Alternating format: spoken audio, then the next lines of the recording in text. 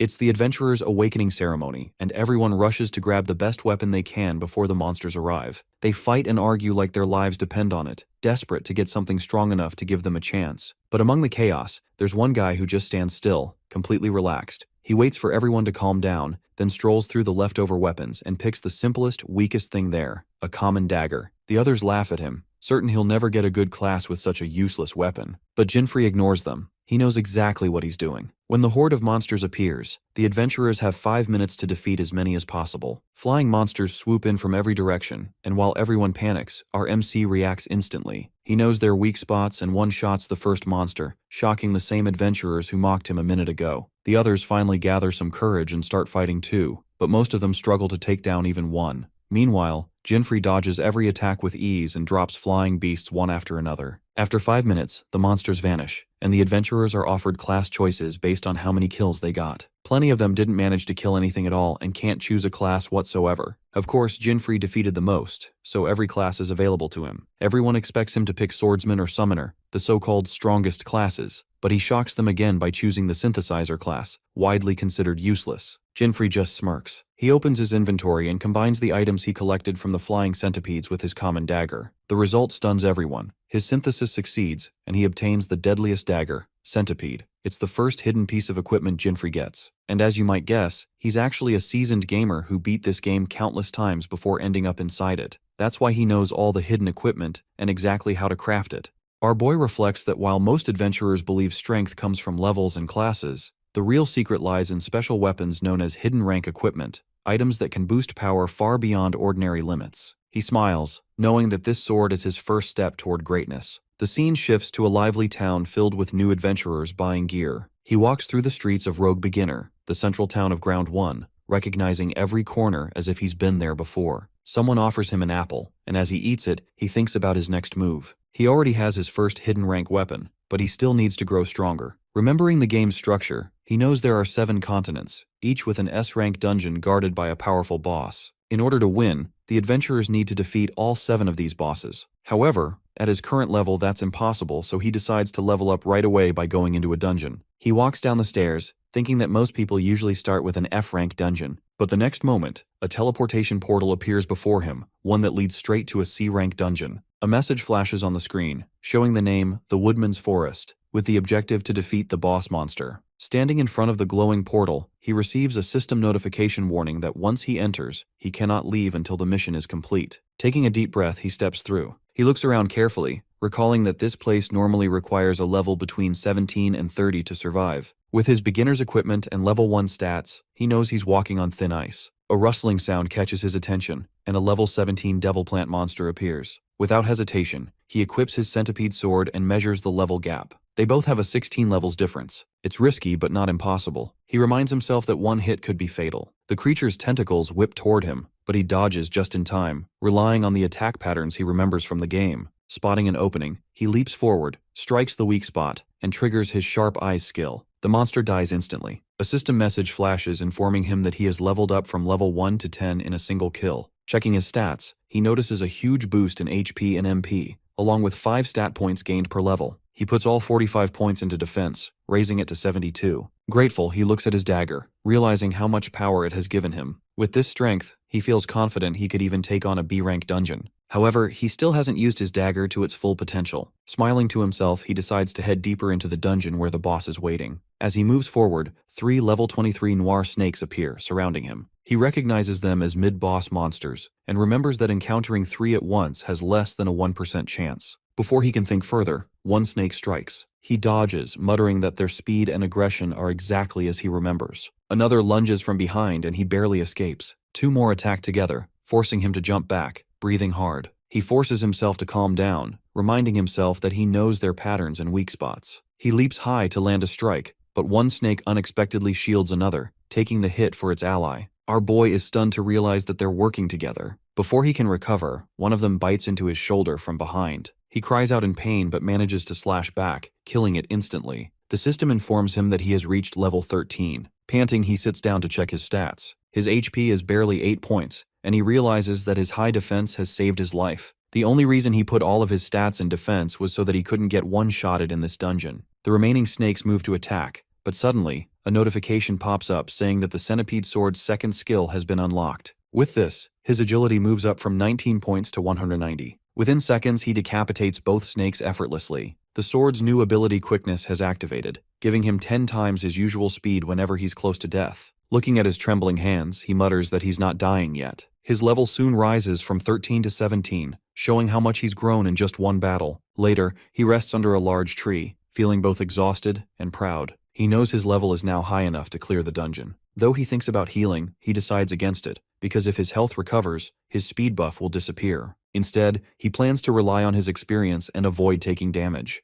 As time passes, he continues fighting and defeating monsters with ease. Corpses pile up around him as he moves deeper into the forest. He decides to collect ingredients for another hidden item before facing the final boss. The list of items he needs includes water, thorny vine, acidic berry, caterpillar, skeleton jelly leaves, and others. He admits that the list for even a D-rank item is long. Just as he complains about the grind, a bear monster attacks him from behind. Without hesitation, he slays it and sits on its body, sighing that the experience feels too realistic for a game. Still, he knows complaining won't help. He stands up and tells himself to keep gathering ingredients before the boss arrives. After some time, he reaches the edge of a waterfall. Having collected 2 ingredients already, he stretches out his hand for the third when a familiar voice calls his name. He turns around, startled, and sees a group of people approaching. As they come closer, he realizes with surprise that they are people from his own village. One of them, a man with yellow hair named Julius, mocks him for showing up in such a dangerous place. He laughs at his basic synthesizer gear and calls him a poor loser who still uses beginner equipment. When his buddy asks if the hero is his friend, the guy explains that they only grew up in the same village and adds that he was the poorest one there, with a dead father and a sick mother. Our boy quietly admits to himself that what the man said is true. His father died when he was young, his mother is bedridden, and his little sister takes care of her. Becoming an adventurer was the only way for him to earn money and support them. Realizing that he is being ignored, the yellow-haired guy gets furious. He grabs him by the collar, threatening to beat him up as he used to when they were kids. Before our boy can react, a deep roar shakes the ground. Everyone turns toward the sound and a huge level 31 boss monster Cyclops emerges from the shadows. The friend of the bully freezes as he sees the massive monster. The yellow-haired guy shouts at him to run, but it's too late. He has become a target of the Cyclops and there is no way for him to escape. Just as expected, he gets one-shotted by the boss. Trembling in fear, his friend collapses to the ground while our boy studies the monster carefully. He knows the level gap is massive and that the Cyclops' defense might make his attacks useless. Suddenly, the boss sets its sights on him. A notification appears, confirming that he has become the monster's target and cannot escape the battle. Accepting his fate, he draws his centipede sword and prepares to fight. As the Cyclops charges again, he dodges with incredible speed, boosted by the passive skill. He remembers every movement pattern from the game and counters swiftly. The yellow-haired guy watching from the side is stunned since he can barely follow his speed and wonders if this powerful fighter is really the same weak boy he once bullied. Our boy circles around the Cyclops, knowing that running alone won't win the fight. He climbs onto the monster's arm and tries to land a blow, but the Cyclops blocks and counterattacks. The hero leaps up, aiming for the weak spot at the back of the neck. However, the attack barely leaves a mark. The monster retaliates, forcing him back to the ground. The level difference is obvious, and each dodge drains his energy. Still, he refuses to give up.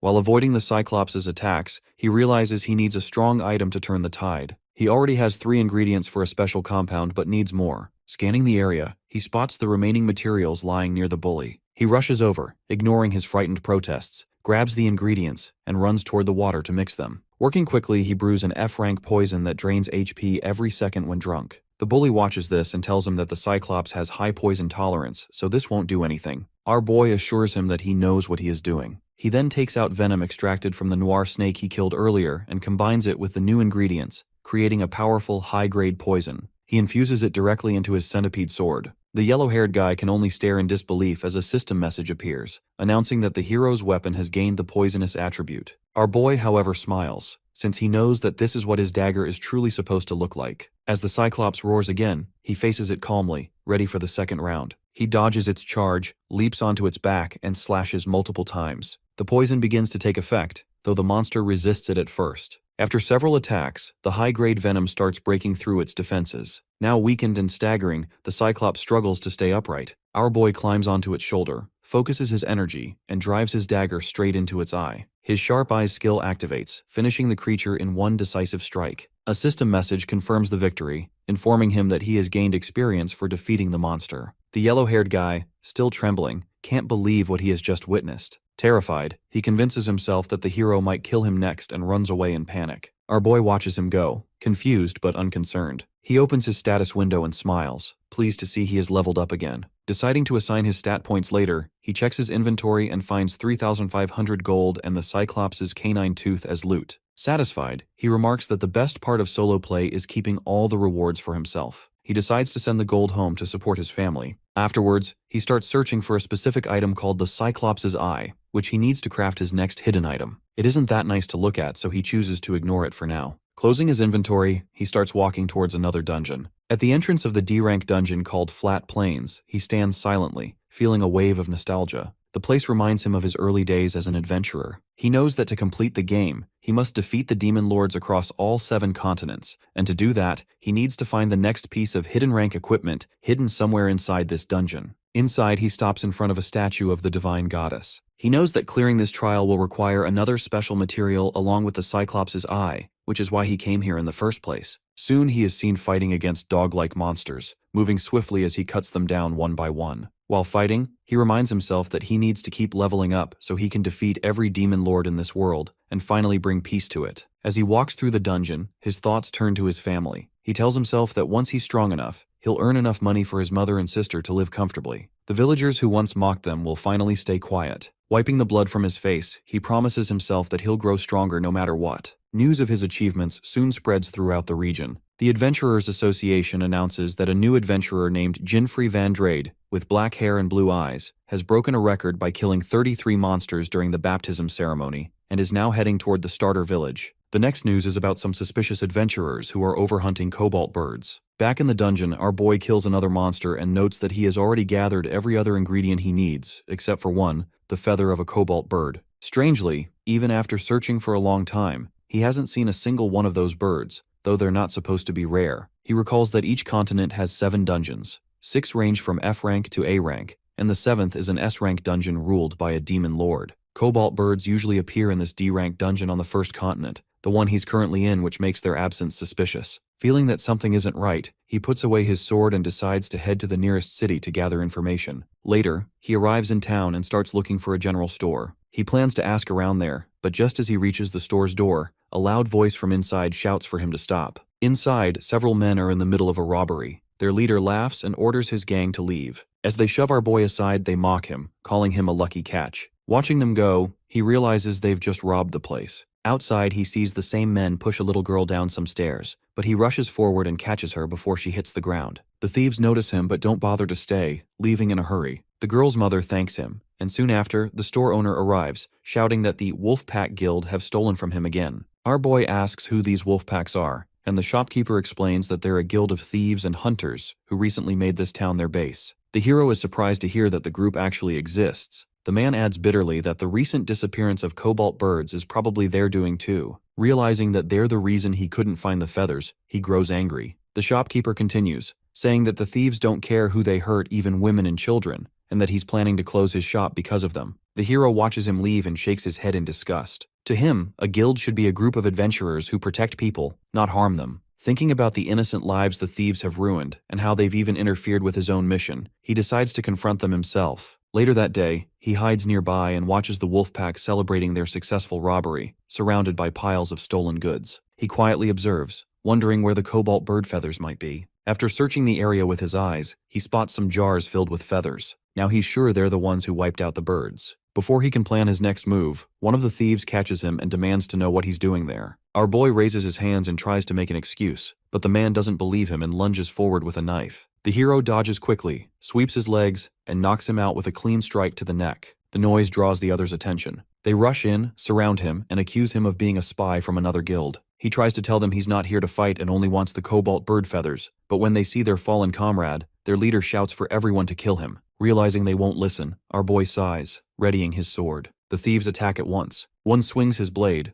but our boy blocks it easily and counters with the flat side of his sword, striking the man across the face. The thief screams and clutches his nose, accusing him of breaking it off. The hero sighs, thinking he barely hit him and that this chaos is unnecessary. He knows that fighting a whole guild alone is always troublesome. Suddenly, another thief attacks from behind, but he ducks and kicks him down. A third charges with a spear. but he catches it and punches him in the stomach, triggering a system notification that confirms a critical hit and activates his sharp eyes skill. The man collapses, groaning in pain, while our boy apologizes softly before turning to face the next opponent. He dodges another attack, slashes his enemy's face, and knocks him out cold. Standing among the fallen thieves, he says that he never wanted to fight them in the first place. One of the injured men, struggling to speak, asks what he's after. The hero answers, simply revealing that he only wants the cobalt bird's feathers. Seeing him distracted, the leader suddenly strikes from behind, but our boy senses it and blocks the blow. He recognizes the man as the one who shoved the little girl earlier. Both of them take fighting stances. He learns the man is Maso, the Vice Guild Master of the Wolfpack Guild, and realizes he's facing a skilled opponent. The guy boasts about himself and asks if he has heard his name, however the hero disappoints him by claiming to have never heard about him. This makes the leader furious and he charges forward with his sword. Our boy mocks him, saying that his sword looks a bit cheap for a thief. The leader sees through the rage bait but admits that the guy is more skilled than he looks. After our hero dodges all of his attacks, he starts attributing it to his rare weapon. He claims that he is an adventurer, and his weapon is nothing more than decoration for him. What matters most is his class and skill. Even with that sword, he is still a newbie since he is wearing the beginner armor from the synthesizer class. Realizing he has got it all figured out, the thief leader uses a skill to make his swords levitate and fires them at our boy. The hero blocks it using the centipede sword. The man claims that the hero is at a disadvantage since he knows his class and what skills he can use. If he can just get rid of his blade, he will be utterly useless. On the other hand, he has no idea what skills he might use to attack him next. Hearing this, our boy asks him if his class is thief, since the only skill they can use is stealth. This rage bait successfully works on the man and he shouts that he is a summoner. This doesn't make things easier for the hero since he knows that if the man uses his steal skill to take away his sword, he might have a hard time defeating him. He decides to end the fight quickly. When two of the thieves charge from behind, he flips away to avoid them and lands a clean hit on the leader's weak spot, triggering his sharp eyes skill. The guy collapses, unconscious and screaming in pain. Our boy feels sorry, then warns the others to hand over the cobalt bird feathers if they don't want the same fate. One thief tries to bargain, but his buddy calls out the hero's actions and accuses him of being a rival guild spy. The situation escalates as more members return and surround him, angry that someone dared to attack their guild. They debate whether their vice master really lost, some refusing to believe it and blaming excuses like drunkenness. Suddenly a voice calls out, and the thieves rush to greet their guild master, quickly reporting the incident. Our boy watches the man approach and realizes this is the guild's head. When asked which guild he belongs to, the hero calmly says he came alone and is not part of any group. The guild master laughs at the idea that one man did all this alone and surprisingly offers him a place in the guild as a reward for defeating the vice guild master. Our boy rejects the offer. He says he only came for the cobalt bird feathers and intends to avenge the shopkeeper and the girl. Calling the guild trash for preying on the weak, he refuses to join. The insult enrages the guildmaster, who draws his weapon and challenges him. The hero dodges the powerful strike, which cracks the ground, and watches the master grow furious as he declares his intent to beat him into submission. Seeing the guildmaster's strength, he quickly realizes that this man is no ordinary thief. The next attack comes fast and our boy barely dodges. The guildmaster keeps striking relentlessly, forcing him to move back while thinking that he must finish the fight before his opponent activates a skill. He rushes forward to strike, but the guildmaster swings first. Our boy ducks under the attack, dodges smoothly, and counters with a clean hit. The guildmaster, slightly shaken, admits to himself that even a blunt hit from his sword hurts, and that he shouldn't take such blows directly. Then, to the hero's confusion, the guildmaster puts away his weapon. Our boy wonders what he's planning, until it suddenly makes sense. The man yells his skill's name, and a wave of power bursts from his body. It's revealed to be Infight, a skill that doubles all physical stats for 3 minutes when fighting barehanded. The guild members cheer proudly, while our boy realizes he's facing a brawler. Before he can react, the guildmaster charges forward and punches with terrifying strength, shattering a wall when he barely dodges. The hero quickly understands that if even one of those punches lands, it'll be over for him. As the guildmaster attacks again, he counters at the perfect moment using his sword's handle, activating his sharp eyes skill. A sudden system notification confirms the fatal blow. The guildmaster stumbles, vomits from the pain, and collapses lifelessly like a defeated beast. Seeing their leader fall, the remaining thieves freeze in terror, glancing anxiously at each other. One of them stammers in disbelief, realizing that the person who defeated their leader is none other than the adventurer he saw in the news. The group gasps together, finally understanding that the person standing before them is the blue-eyed prodigy everyone has been talking about. The hero, on the other hand, looks completely lost, unable to understand why they're reacting this way. When he calls out to them, even his voice terrifies them further, and they instantly scatter, running as fast as they can. Watching them flee, he stands there puzzled. He wonders why they ran when they still outnumbered him, and more importantly, how they even knew his name. With a sigh, he decides not to dwell on it. The guildmaster still lies unconscious on the ground, so he chooses to take the cobalt bird feathers and return the stolen goods to the shopkeeper instead. After finishing his task, he moves on to his next destination, an B-rank dungeon known as Sigrin Falls. Deep inside one of its caves, he has just defeated a level 35 boss monster named Baphomet. The system confirms his victory and rewards him with experience points. Looking at the fallen creature, he shrugs, feeling that the battle was too easy compared to the intense fight he once had with the Cyclops. Leaving the dungeon, he heads toward a large plaza where the statue of the divine goddess stands. As he looks up at the statue, a wave of nostalgia washes over him. According to legend, unlocking this statue grants access to a second hidden treasure. Deciding to test it, he takes out the Cyclops eyeball and the cobalt bird feathers. He notices that the statue's left eye is hollow, perfectly shaped to fit the eyeball, and that one of the wings on its back has a small cavity that could hold a feather. Carefully, he places both items in their proper places. The moment he finishes, a system message appears, announcing that the wishes of the divine goddess have been fulfilled. The statue begins to shed tears of joy, and as the tears drop into a golden cup, he looks at the cup, and details of the new item appear before his eyes. It is called the Lucifer's Halo,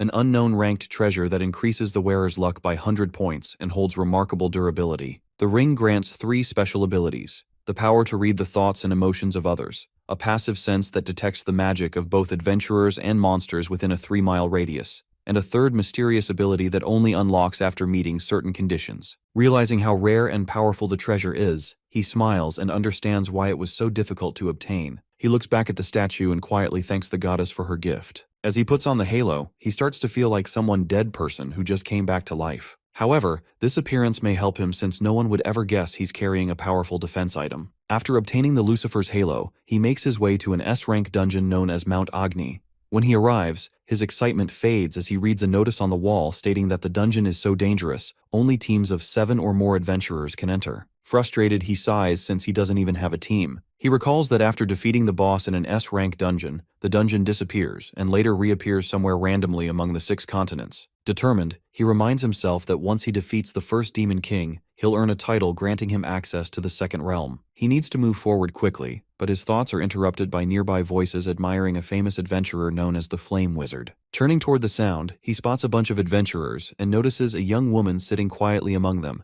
Freyna Ashbury, a 23-year-old level 45 wizard. As he watches, his mind-reading skill activates, allowing him to sense her thoughts. She's eager to enter an S-rank dungeon but lacks enough teammates. Seeing the opportunity, he smiles to himself, thinking how perfectly this works in his favor. He soon learns that her team has decided to split up for now since they couldn't find anyone else to join. Seizing the moment, he approaches and offers to help, suggesting they let him join their team. The group turns to look at him, but their eyes fix on the mysterious death halo floating above his head. He immediately realizes what they're thinking but ignores it. The brown-haired man in the group politely declines, explaining that they've decided to give up for now. Using his mind-reading skill again, he senses the man's feelings of consideration as one of their teammates is injured and in the hospital. Understanding the situation, our boy turns to girl and asks for her opinion. Her worried expression makes it clear she's troubled. When he asks if she has a personal reason for wanting to enter the dungeon, she tries to brush it off, but her emotions betray her. He senses that she's anxious about her father, an explorer who went missing a month ago inside the same dungeon. Realizing this, he introduces himself properly, saying he also wants to enter the S-rank dungeon as soon as possible. At the mention of his name, the group reacts with surprise. They recall hearing about him in the news, the one who defeated 33 monsters during the baptism ceremony, despite looking weak at the time. In that moment, he finally understands why people often react with fear or awe when they see him. Although the girl is surprised to learn who he really is, she still doesn't let her guard down. Something about him feels strange, almost as if he can read her thoughts. He feels like someone who has been through countless battles, and that instinct makes her even more cautious. Noticing her hesitation, our boy decides to wait and see if she'll accept him. After a brief pause, she finally agrees to let him join, but warns that if he proves useless, she'll leave him behind. Grateful for her decision,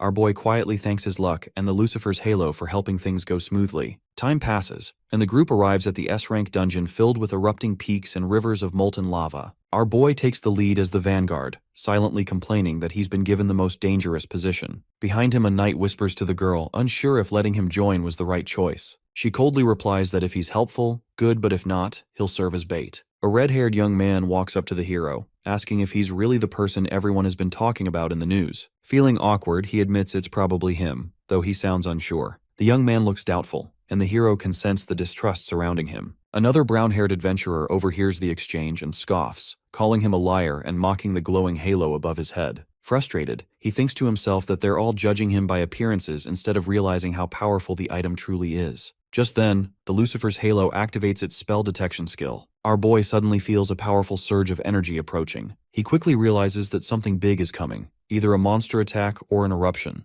Acting fast, he warns the support team to use their protection skills immediately. The brown-haired man hesitates, clearly annoyed by him giving commands. But before he can argue further, the volcano erupts violently, hurling molten rocks and lava into the air. For a moment, the shield guy freezes in shock, unable to react, until our boy shouts to snap him out of it. The man activates his shield skill, forming a glowing purple barrier around the group just in time to block the falling debris. The hero watches the scene with concern, noticing how much lava continues to fall, realizing they'll have to wait for the eruption to calm down before moving forward. Despite the chaos, the girl remains perfectly calm, reassuring everyone to stay still and wait until it's safe to proceed. She steps forward with calm confidence and quietly chants a spell. As soon as the words leave her lips, a glowing magic circle forms beneath her feet, and a huge fireball begins to form above her head. She waits for the magic to charge completely, then raises her staff and releases the fireball with precise control. The blazing sphere shoots forward, exploding through the air and destroying all the falling lava and rocks in a single, powerful strike. In moments, the deadly rain vanishes,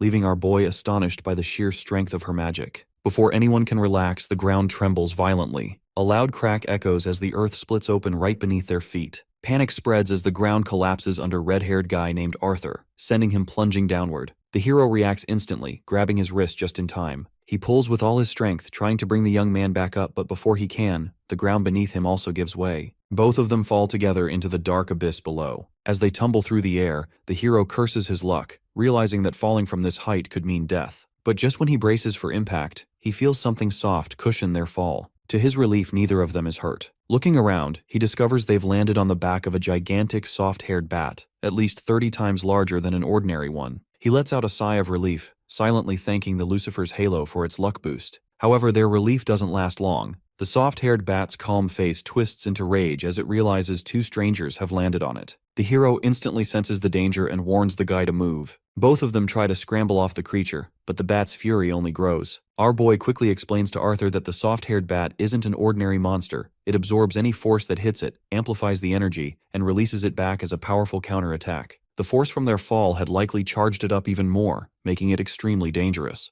The guy grips his dagger, ready to fight, just as the bat opens its mouth wide. A shrill sound fills the air before the creature releases a violent sound wave, blasting chunks of rock in every direction. Our boy reacts instantly, pulling the man out of harm's way and throwing him behind for safety. He warns him to stay back if he wants to live and turns to face the furious beast head-on. The guy watches from a distance, noticing the massive holes the bat's attack left in the surrounding walls. He realizes that if the hero hadn't pushed him away earlier, he might have been crushed just like that wall. Shocked by the monster's power, he questions if this is the type of monsters found in S-rank dungeons. But his thoughts are cut short by a sudden sharp whistling sound. He turns his head and freezes in disbelief as the massive soft-haired bat lies dead, defeated by a single strike. Back with the rest of the team, the girl focuses on her magic. A soft aura surrounds her as she uses it to search for traces of life. The brown-haired guy asks if she's discovered anything. She replies with relief that Arthur is still alive, but her mind stays on our boy. She recalls how he had been the first to sense the volcanic eruption and how he risked himself to save the man. The more she thinks about it, the more she begins to wonder who he really is and what kind of power he holds. The rest of the team begins to discuss their next steps. The girl argues that searching further for the red-haired guy might only drain their strength before they even face the Demon King.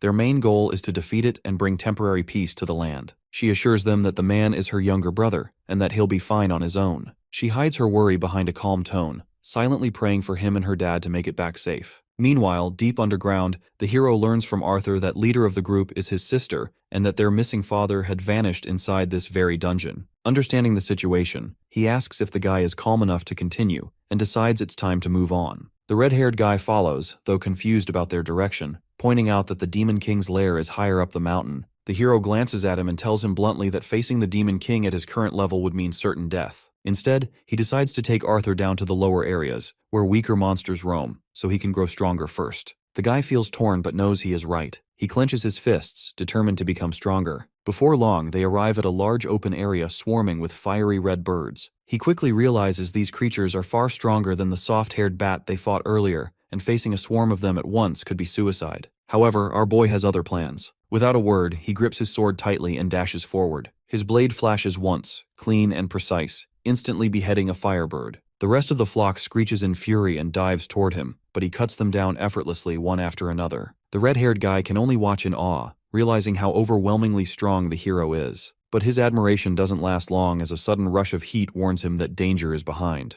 He spins around just in time to see a fire chicken diving straight at him, its beak glowing with flames. Acting on instinct, he leaps aside, narrowly dodging the fiery attack. The creature misses and circles back, enraged. Without hesitation, the guy draws an arrow since he knows it's dangerous to fight at close range. The arrow pierces through the monster's throat, and it crashes to the ground in a burst of sparks. He smirks proudly, feeling his confidence return. When he turns to check on our boy, the scene stuns him. Dozens of firebirds lie scattered across the ground, lifeless, and he stands in the center of it all casually chewing on a roasted drumstick. He grins and offers the guy one, telling him it's firebird meat that tastes just like fried chicken. The man stares in disbelief, unsure if he should even touch it, let alone eat it. But the hero isn't eating for pleasure. Inside, he curses his luck, realizing he needs to eat 50 of these to gain the full enhancement effect. Just then, his mana sense skill activates, flashing a warning informing him that a large surge of energy is approaching fast. He stiffens, muttering under his breath at the bad timing. He looks up and spots a massive level 45 salamander creeping towards them. Our boy immediately recognizes the monster. It's the mid-level boss of Mount Agni, the salamander. But before he can act, a sharp pain hits his stomach, and he vomits. His stats drop drastically by 30%.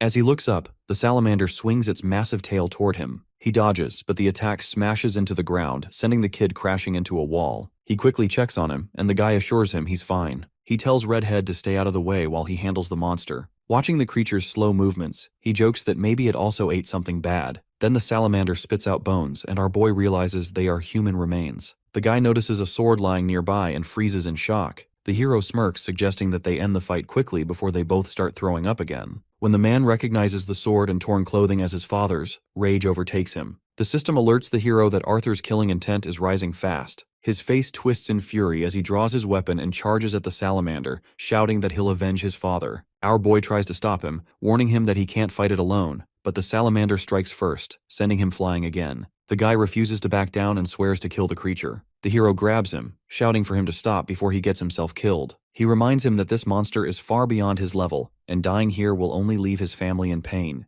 The guy finally pauses, admitting he can't forgive the creature that killed his father, and tears fill his eyes. The system then informs the hero that Guy is blaming himself for being weak. Feeling sorry, he apologizes for yelling and asks if he can use the Inspire skill and what's in his inventory. The guy lists his items, some healing potions, a bow, arrows, and the soft-haired batfire, confused about how it appeared there. The hero smiles and explains that it's part of the hidden ability of a hunter, though he doesn't explain further and instead tells him to focus on the plan. He outlines his strategy, confident that it will work. The guy listens carefully, and they both prepare. Our boy steps forward to face the salamander, asking for his support buff. The man activates his Inspire skill, summoning lightning that wraps around the hero, and the system announces the buff. His strength and agility rise by 30% for 5 minutes. The guy then gives him the soft-haired bat fur, which he uses immediately, feeling stronger. He rushes at the salamander, noting that its HP is enormous, and that normally it would take a whole team to defeat it. His first strike lands cleanly, spreading centipede poison through the monster's body. The guy supports him from a distance, shooting arrows that hit the salamander between its eyes, the weak point our hero had identified. The battle continues.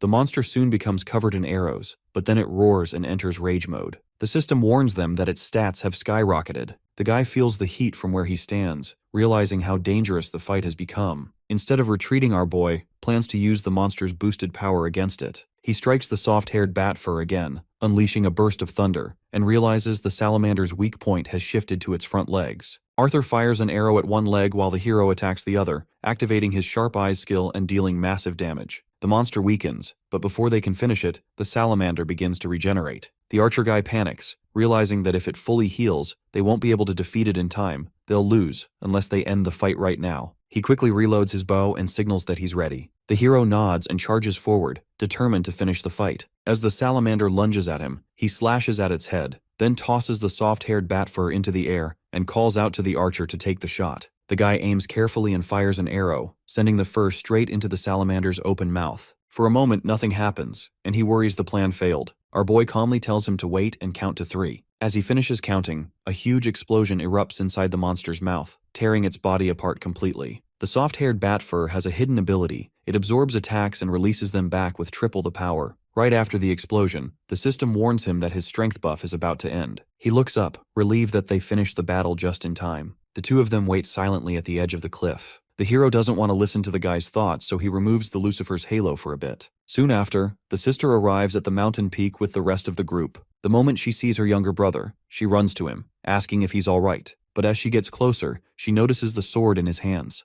their father's sword, and her expression turns anxious. The brother explains in a trembling voice that he found both the sword and their father's clothes inside the salamander's stomach. Hearing this, she hugs him tightly, telling him she's simply thankful he's still alive and that he did everything he could. But her brother insists that it wasn't him who saved the day, it was our hero. Everyone's attention turns to our boy, who is silently digging a grave nearby. Understanding what he's doing, the rest of the group joins in to help. Together, they bury the sword and clothes as a symbolic farewell. The sister and her brother kneel before the grave, quietly praying for their father. Watching them, he feels a pang of emotion as old memories of his own past resurface. Afterward, she thanks our boy sincerely for everything he's done. He simply replies that he didn't do much, and her brother survived because of his own strength. But Guy disagrees, saying he knows his limits well enough to understand that he wouldn't be alive if not for him. From slaying the salamander to saving his life, he made it all possible. He adds that all the rumors about his incredible strength were true. Our boy brushes off the praise, reminding them that their real enemy, the Demon Lord S, is still out there and needs to be defeated. The girl vows that she'll turn that enemy into ashes. The group then continues their climb toward the volcano's summit.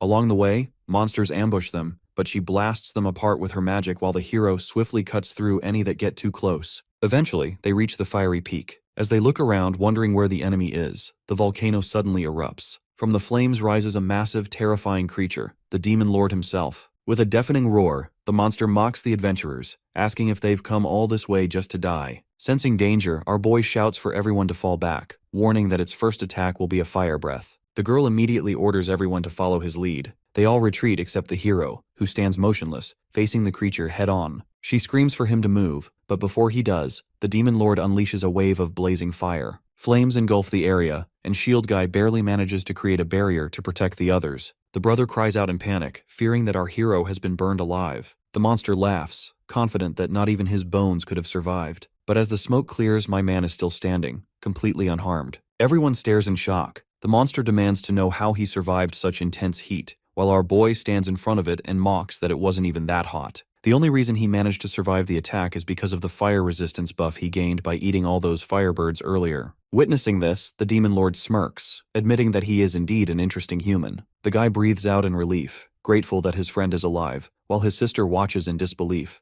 knowing that such an attack should have reduced any ordinary person to ash. Our boy smirks as he thinks to himself that eating 50 pieces of the firebird meat will give you fire resistance for 7 minutes. However, even that wasn't enough to block all the damage, so his health is nearly gone. It also means that his agility has increased significantly. The monster, amused, says it's been a long time since he's had such an entertaining opponent and prepares for battle. It releases another wave of heat and the air grows unbearably hot. All the adventurers in the area receive a burn status that drains their health every second. The girl shouts for everyone to hide behind the rocks before they're burned alive, and the group scrambles for cover. Even though they have protective equipment, the heat is still able to pierce through it. The brother peeks out and watches the hero, amazed that he's still standing so confidently in front of the Demon Lord. Our boy then declares that the warm-up is over and it's time for the Demon Lord to die. The monster laughs loudly, saying he is unlike any human he has ever faced. He warns him not to get overconfident just because he can handle a little heat and vows to show him true power. Then, without warning, the Demon Lord dives into the magma below. The ground trembles and moments later, he bursts upward, launching a surprise attack. The hero reacts instantly, blocking the strike with his sword, leaving everyone speechless. Impressed, the Demon Lord comments again on his remarkable skill, calling him an intriguing human before leaping back into the molten lava. The girl listens carefully and realizes the sounds are now coming from underground. Our boy closes his eyes, focusing his senses, and when the Demon Lord suddenly erupts from the ground behind him, he dodges with flawless precision thanks to his spell detection skill. Even the Demon Lord is surprised this time since didn't think this attack could be dodged. He compliments his sharp instincts, but our boy calmly replies that it's not his senses. He just knows all of the movements he is going to make. Amused, the Demon Lord mocks him for being arrogant because of a little luck, then sinks back into the magma. The monster is still confident since the hero wasn't able to hit back despite sensing his attack. Tired of the taunts, our boy decides it's time to fight seriously. Using spell detection skill to track the enemy, he prepares to counter with his speed boost and deal a critical hit. The moment the demon lord bursts out of the magma behind him, he leaps high and slashes down, landing a powerful hit. He asks if the demon lord still thinks he can't hit back. Furious, the demon lord growls that he is getting too confident after a single strike and calls him a filthy human who, like all others, only interferes with their mission. Our boy is a bit confused hearing this since this dialogue wasn't in the original game. The monster dives into the magma again, but when he resurfaces, the hero is ready and lands another clean hit. A system message flashes informing him that he has landed a critical hit thanks to his sharp eyes skill. The demon lord, surprised, wonders how he is predicting his every move. The hero smirks inwardly, proud of his timing. Suddenly, the poison effect from his sword kicks in, and the demon lord begins to scream in pain. Enraged, he accuses our boy of using poison and relying on dirty tricks. My man simply mentions that it was too good of an opportunity to pass on since he doesn't have any poison resistance, and he is just exploiting one of his weaknesses. The girl watches silently, realizing that this creature is strong enough to wipe out several parties at once, yet this strange guy alone is still standing against him. Meanwhile, our boy continues to mock the demon, challenging him to land a single hit. The demon lord roars in frustration, shaking the ground. The girl quickly warns everyone to stay back as the heat grows more intense. Her brother collects himself and realizes that he won't be able to help the hero if this goes on. The demon lord launches another massive flame attack, but our boy once again stands unharmed. Furious, the demon lord demands to know what ability he is using to read his magic, but my man simply mocks him, asking if he would use this as his excuse when he loses. With a sneer, the demon lord says that even if he can predict one attack, what will he do if 3 strike at once? Before the hero can react, the demon lord splits into 3 identical forms. He is shocked, since this wasn't something he ever saw in the game. All 3 figures dive into the magma and vanish. He realizes that while he can sense their presence, handling 3 attacks at once might be impossible. Suddenly, one demon lord appears behind him and slashes hard, dropping his HP dangerously low. Another one attacks, but he narrowly dodges, and despite the pain, feels a strange thrill from the challenge. Just as a 3rd demon lord appears to strike again, the girl casts Frost Explosion, freezing the enemy mid-attack. She yells that fighting 1 against 3 is hardly fair. The demon lord roars, threatening to kill her, but before he can act, our boy swiftly cuts his neck with a single strike. He tells the girl that they need to end it quickly since only 2 remain. One demon lord charges the hero, while the other targets the wizard girl, roaring that he'll tear them both apart. Both of them block the attacks, our boy with his blade and the girl with her magic. He notices her spells and asks if she can use ice magic too. She admits she can, though she prefers fire magic and rarely uses ice. He asks her how she got so close without being affected by the heat. She calmly says she used ice to cancel out the burn effect, even if it won't last long. Hearing this, he tells her to keep it up for a bit more and stay still. Suddenly, he dashes forward with incredible speed and kills one of the demon lords easily, thinking that the poison he used earlier is working perfectly. The last remaining demon lord retreats into the magma again. He quickly orders the girl to fall back and leave the rest to him. She tells him that she understands, but she'll still help however she can. The girl then activates her Sunflame magic, and a system window appears, announcing that the Sunflame buff is active. Her magic boosts attack power and strengthens fire resistance for 3 minutes. Seeing this, our boy realizes that his fire resistance has now grown even stronger. She explains that as long as the buff remains on him, she can't use her magic, so that's all she's able to do for now. After that, she leaves the battlefield, and he calls out to thank her for the powerful spell. Inside the volcano, the demon lord rages in fury, muttering that he never imagined a human could push him this far. He curses our boy, calling him annoying, and vows that once he recovers, he'll kill every one of them. But before he can do anything, the hero suddenly appears before him. Bro taunts him for hiding and asks if he's too afraid to fight. The demon lord is stunned to see him standing unharmed inside the volcano, unable to believe a human could survive in such heat. Before he can react, our boy attacks, striking him down with a powerful blow. The volcano erupts violently, sending magma shooting into the air while everyone outside watches in disbelief. Moments later, he emerges from the eruption. Overwhelmed with relief, the red-haired guy runs toward him, asking if he's okay. One of the squad members immediately calls out for a healing potion. The sister smiles softly, saying that now their father's soul can finally rest in peace. Then, a system window appears in front of our boy, informing him that he has defeated the demon lord and earned 800,000 gold. In addition, he also gets an S and an A rank item. These are both rare materials, but it's not what he expected. The girl interrupts his thoughts and expresses her gratitude. Her brother admits they could never have survived without him. He smiles, saying they all fought together and it wasn't just his victory. The sister mentions that she also received some rewards, but she feels bad keeping those items. Our boy assures her that it's fine since she helped him with the buff. Still, the girl insists that he keep a part of the rewards and mentions a B rank item called the Blazing Stone. The hero immediately lights up hearing the name and asks if she would like to trade it for his S-rank steel claws. She seems surprised that he wants it so badly, but he explains that the blazing stone is more precious to him. Hearing this, she simply gives it away since she doesn't care that much about it. Our boy jumps in excitement, shouting that he finally got the blazing stone. She blushes as she watches him celebrate. At the same time, he gets a notification from the Lucifer's halo that the girl has a small crush on him. However, he also has someone jealous of him. He gets a bit annoyed by this, but it doesn't matter since he has the blazing stone now, and it's time to head to Ground 2.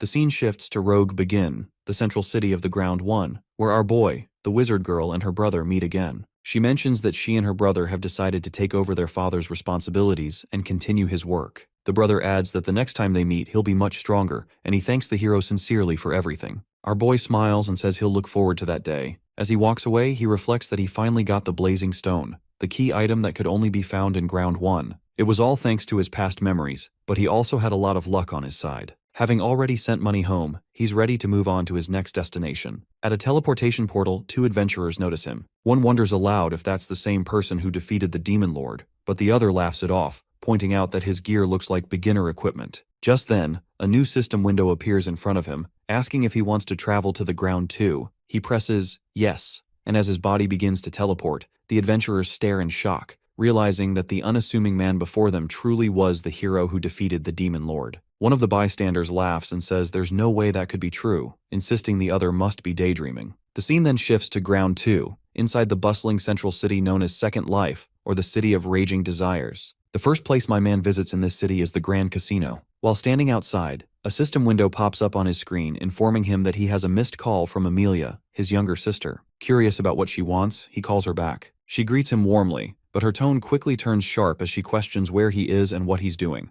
worried that he might be involved in something dangerous. He assures her that nothing is wrong, though in his mind, he admits he hides his adventuring life from her and their mother to keep them from worrying. She keeps talking, saying she believes him, but then mentions that their mother's condition has gotten worse. The hero freezes at the news, sits down on a nearby bench, and silently vows to earn as much money as possible to pay for her treatment. Nearby, two adventurers chat about an upcoming auction. One asks if there are any rare items listed, and the other mentions high elf tears. This item immediately makes our boy interested. He knows that high elf tears are a key ingredient for crafting elixirs capable of healing almost anything, perhaps even his mother's illness. But he also realizes that such an item would attract countless wealthy bidders and could cost millions. It won't be easy to get, but he decides to find a way to earn enough money quickly, no matter what it takes. The scene shifts to an E-rank dungeon on Ground 2 called the Eternal Snowfields. The hero knows that clearing higher-ranked dungeons is the fastest way to make money. The reason for visiting this low-ranked dungeon is a bit different. As he walks ahead, he meets a monster named Kashi.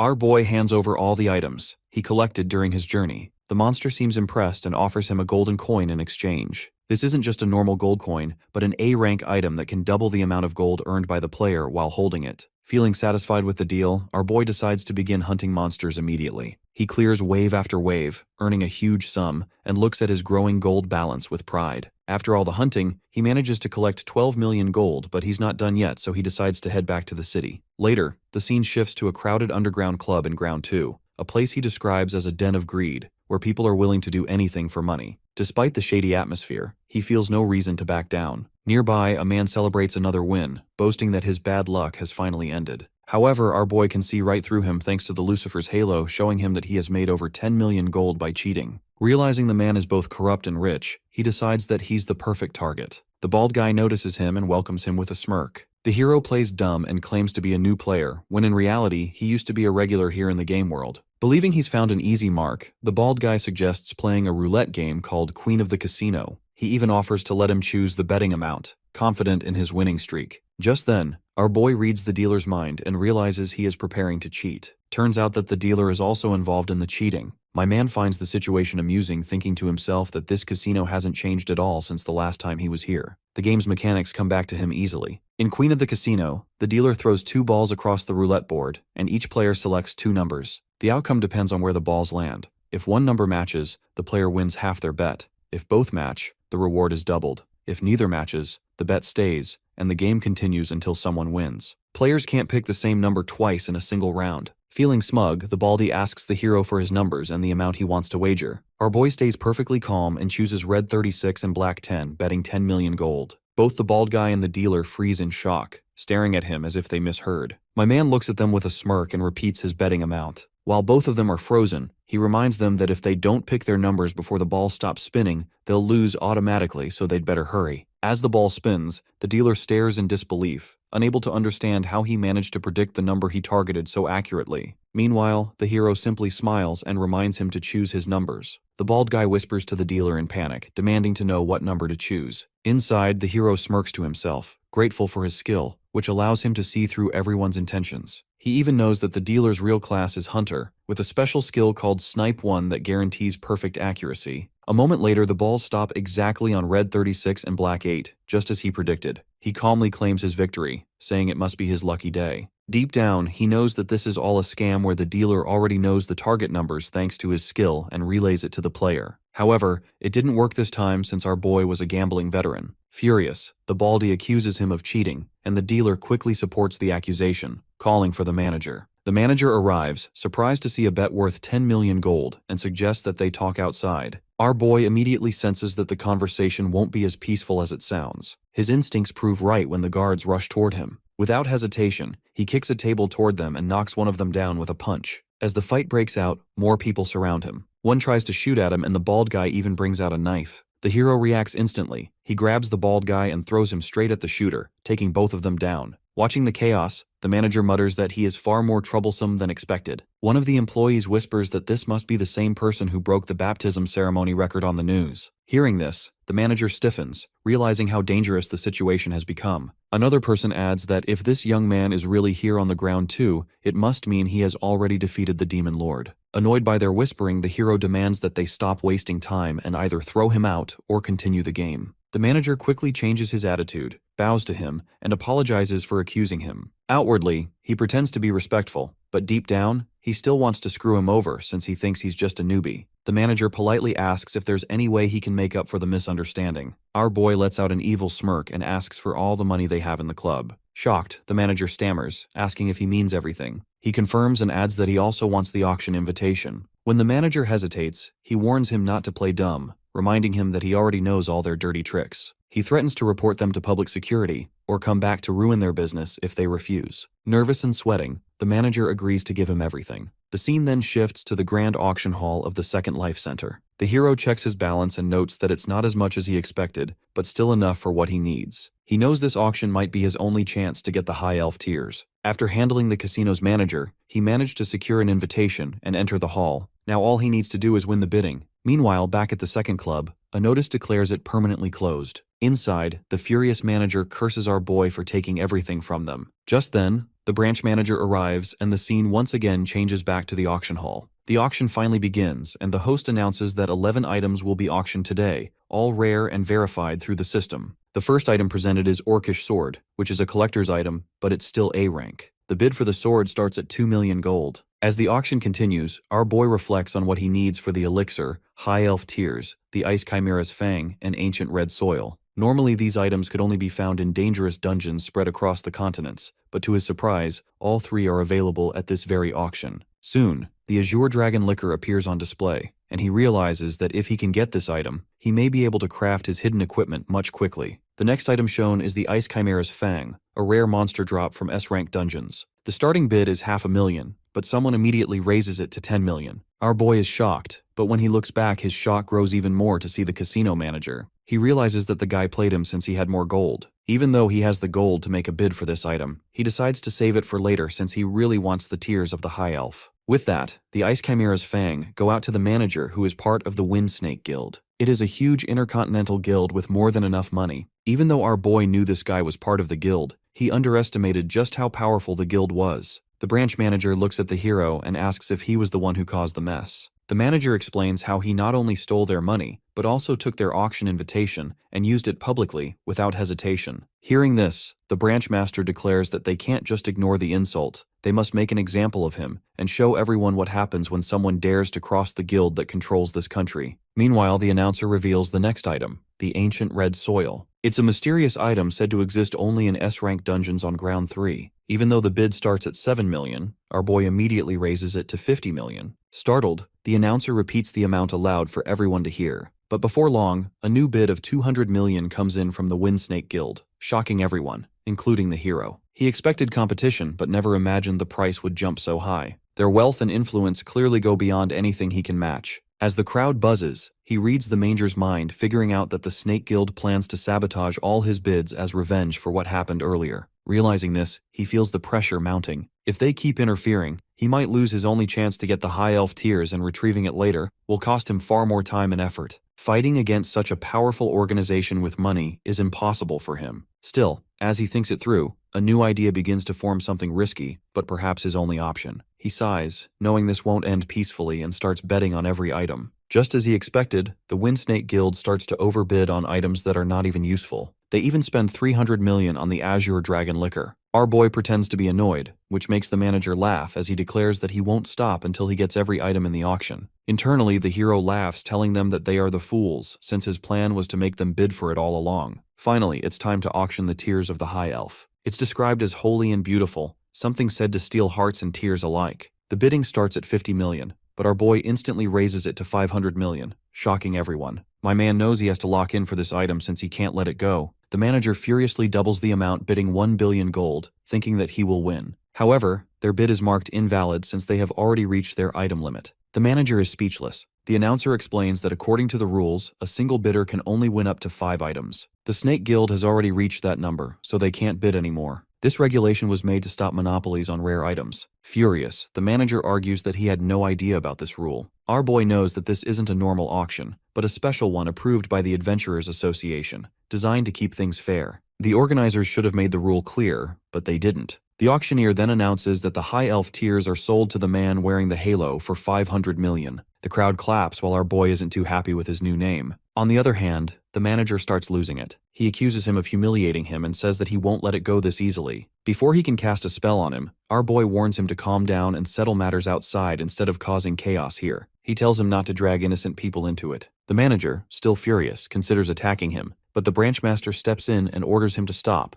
reminding him that using violence here would bring punishment from the association. The manager stays quiet and the auction ends. Later, the hero sits outside, reflecting on the chaotic event. He admits things turned out unexpectedly, but feels relieved that he managed to win the High Elf Tears. The other 2 items were taken by others, but he believes he can get them eventually. Still, missing the Azure Dragon liquor bothers him, as it would have helped him craft his next hidden item much faster. He sighs, realizing he can't do anything about it now. Just then, a girl approaches and talks about his halo, saying that he is wearing such rare equipment. My man stands up silently and wonders who she is. She apologizes for her sudden question and asks if he knows the Windsnake Guild's branchmaster. Surprised, he asks what she means. The girl explains that the long-haired man beside the angry manager was actually the branchmaster of the guild's Ground 2 division. The hero admits he doesn't know him personally and was only involved with the guild due to a different matter. Then he asks who she is. While she claims that she is going after the guild due to personal reasons, he uses his mind-reading skill to get out the truth. Her name is Mila, and she has been assigned to investigate the guild by the Adventurers Association. He immediately realizes she must be in the League of 8, comprised of elite S-rank adventurers, officially recognized by the association, who handle special missions in exchange for great rewards. These people are powerful, respected, and wealthy. This brings him back to the past when he finished the game and joined the League of 8 to kill time. He asks her why she is still waiting here since the branch manager is already gone. The girl says she plans to continue her mission but wants to ask one more question. What exactly is that floating halo, and where did he get it? He quickly realizes she doesn't know about hidden equipment, rare items not approved by the association, and if she learns the truth, it could cause problems. So he pretends not to understand what she's talking about. Just then, he reads her mind and realizes that she is only interested in the halo because it looks cute. She senses his nervousness and asks if something is wrong. He brushes it off, saying it's just a long story that would take too much time to explain. This makes her a bit annoyed, but she lets it go, saying that she will find the item on her own. He watches her leave, surprised by how unique she is. An equipment geek, who also happens to be one of the 8 elites, and judging from her composure and strength, probably one of the top ones among them. Meanwhile, the girl is also thinking about him. Even after all her travels across the 7th ground, she's never seen any equipment like the one he has. She begins to wonder who he really is. Later, we see our boy defeating the boss in an A-rank dungeon called the Moonlit Wilderness. The boss monster drops the goblin's glove of thievery, which is exactly what he wants. He reminds himself that his real goal is to reach the S-rank dungeon to obtain the Ice Chimera's Fang. But before that, he needs to collect a certain hidden piece of equipment. To do that, he must steal the Azure Dragon liquor from the guild, since he needs it to craft his next hidden item. Using spell detection to track their location, he soon discovers that the elite girl is hiding here too. She also spots him, wonders if he's following the Windsnake Guild. Meanwhile, the manager along with the branch manager enter a secret passage. The two of them enter the Windsnake Guild's private biotope, where the branch master examines rows of blooming flowers. The manager asks about the harvest, and the branch master replies that it looks promising enough to sell at a high price. The manager smiles, relieved that they might finally recover their lost funds, and leaves to gather more workers. Just then, our boy appears behind him, casually commenting that flower farming seems to be their hobby. Both the manager and the branch master freeze in shock. The manager shouts angrily, demanding to know if he has been following them. The hero calmly points out that the flowers, moonlight azaleas, are ingredients for magical doping. The branch master narrows his eyes, asking if he is an agent from the Adventurers Association. The hero denies it, explaining that he only wants the Azure Dragon liquor. If they give it to him, he'll leave quietly. The manager explodes in anger, calling him an arrogant fool and asking if he has any idea who he's dealing with. Before he can attack, our boy vanishes and reappears behind him in an instant. From a distance, the elite squad girl observes the entire scene, listening closely. The hero tells the manager not to misunderstand, as he isn't here to fight but to talk, and he's even willing to pay for the item. The manager snarls that his real target during the auction was the Azure Dragon liquor, and declares he'll never hand it over. He draws his dagger and charges at him, but he dodges effortlessly and counterattacks, striking the man's neck in one swift motion. The manager collapses to the ground, unconscious. The girl watches in disbelief as he defeated him with a single blow. She wonders what kind of weapon he used, since she's never seen a short sword like that before. The branch master, however, remains calm and tells him that he's brave for standing against criminals like them, but now he's gone too far. His patience has run out, and he must pay the price. Our boy smirks, saying he's also tired of holding back and is ready to fight seriously. From her vantage point, the girl stays focused, eager to see how the hero's weapon performs in real combat. As the fight begins, our boy immediately senses that the branch master's level is higher than his. Their blades clash fiercely, and he seems to be struggling a bit. The girl recalls hearing about him from the association, since he is the new adventurer who broke every record during the baptism ceremony. Watching his movements, she can tell he's skilled and sharp in combat, though Simoan, the branch master, clearly has more strength. The branch manager finally lands a strong hit, sending our boy crashing backward. He smirks, impressed, saying that he is doing well for a beginner, but still can't hope to beat him. Mocking him further, he asks if he really believes he's some kind of hero who never gives up. Our boy wipes the blood from his lip and says that being a hero means nothing to him, as he only follows his goal and won't stop, no matter what. The guy laughs at his words, calling him a naive kid, then charges forward again. Our boy blocks each strike and continues pressing on, refusing to back down. The branch manager begins to feel uneasy as something about his movements feels off. He hadn't planned to use his class skill, but this opponent seems different. Watching closely, both he and the girl realize that the hero is dodging all of his attacks with his eyes closed, purely by sensing the magic around him. The elite girl has never heard of such an ability, and notices that he hasn't used any visible item. This makes her think it must be a hidden skill from his mysterious equipment. The guy manages to block his strike, but before the next move, a glowing system window appears before our boy, informing him that he has successfully unlocked the third skill of Lucifer's Halo. To unlock this ability, he had to raise his spell detection level to 252. The spell detection level increases by blocking enemy attacks during battle, and the stronger the enemy, the faster the progress. Through his fights with the branch manager and the Demon Lord of Ground 1,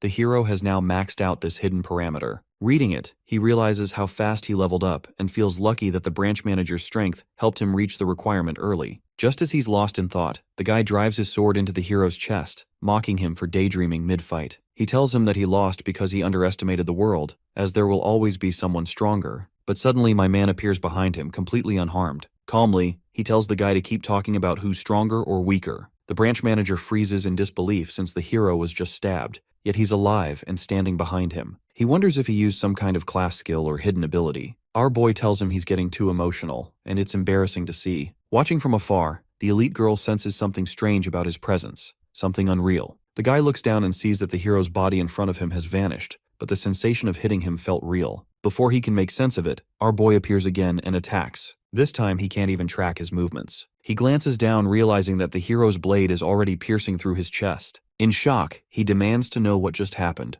The girl watches as the man screams in pain, though he appears just fine on the outside. This is all thanks to the third skill our hero just unlocked. It causes any person whom he makes eye contact to have hallucinations. The girl then steps out from the shadows, and he greets her with a smirk, remarking that she must have enjoyed tailing him. She responds calmly that she wasn't following him and her real target was the branch manager. Our boy laughs as he starts walking away, asking her to take care of the rest. But suddenly he pauses, realizing there's one last thing to do. He opens his inventory, equips the goblin's glove of thievery, and walks toward the manager's body. Using the gloves, he extracts the azure dragon liquor, thinking to himself that it will help him defeat the second demon lord much faster and ultimately heal his mom. The girl keeps staring at him, which makes him nervous. He asks if something's wrong and clarifies that everything he's doing is perfectly legal. She assures him she has no issue, so he waves goodbye and walks off. Watching him leave, she reflects that there's no proof he used any class skills or prohibited items during the fight, which means the power must come from that halo on his head. It isn't on the association's forbidden list, so technically, he hasn't broken any rules. Still, she concludes that he is far from an ordinary adventurer. The scene then changes to Ground 2, at Tover's workshop.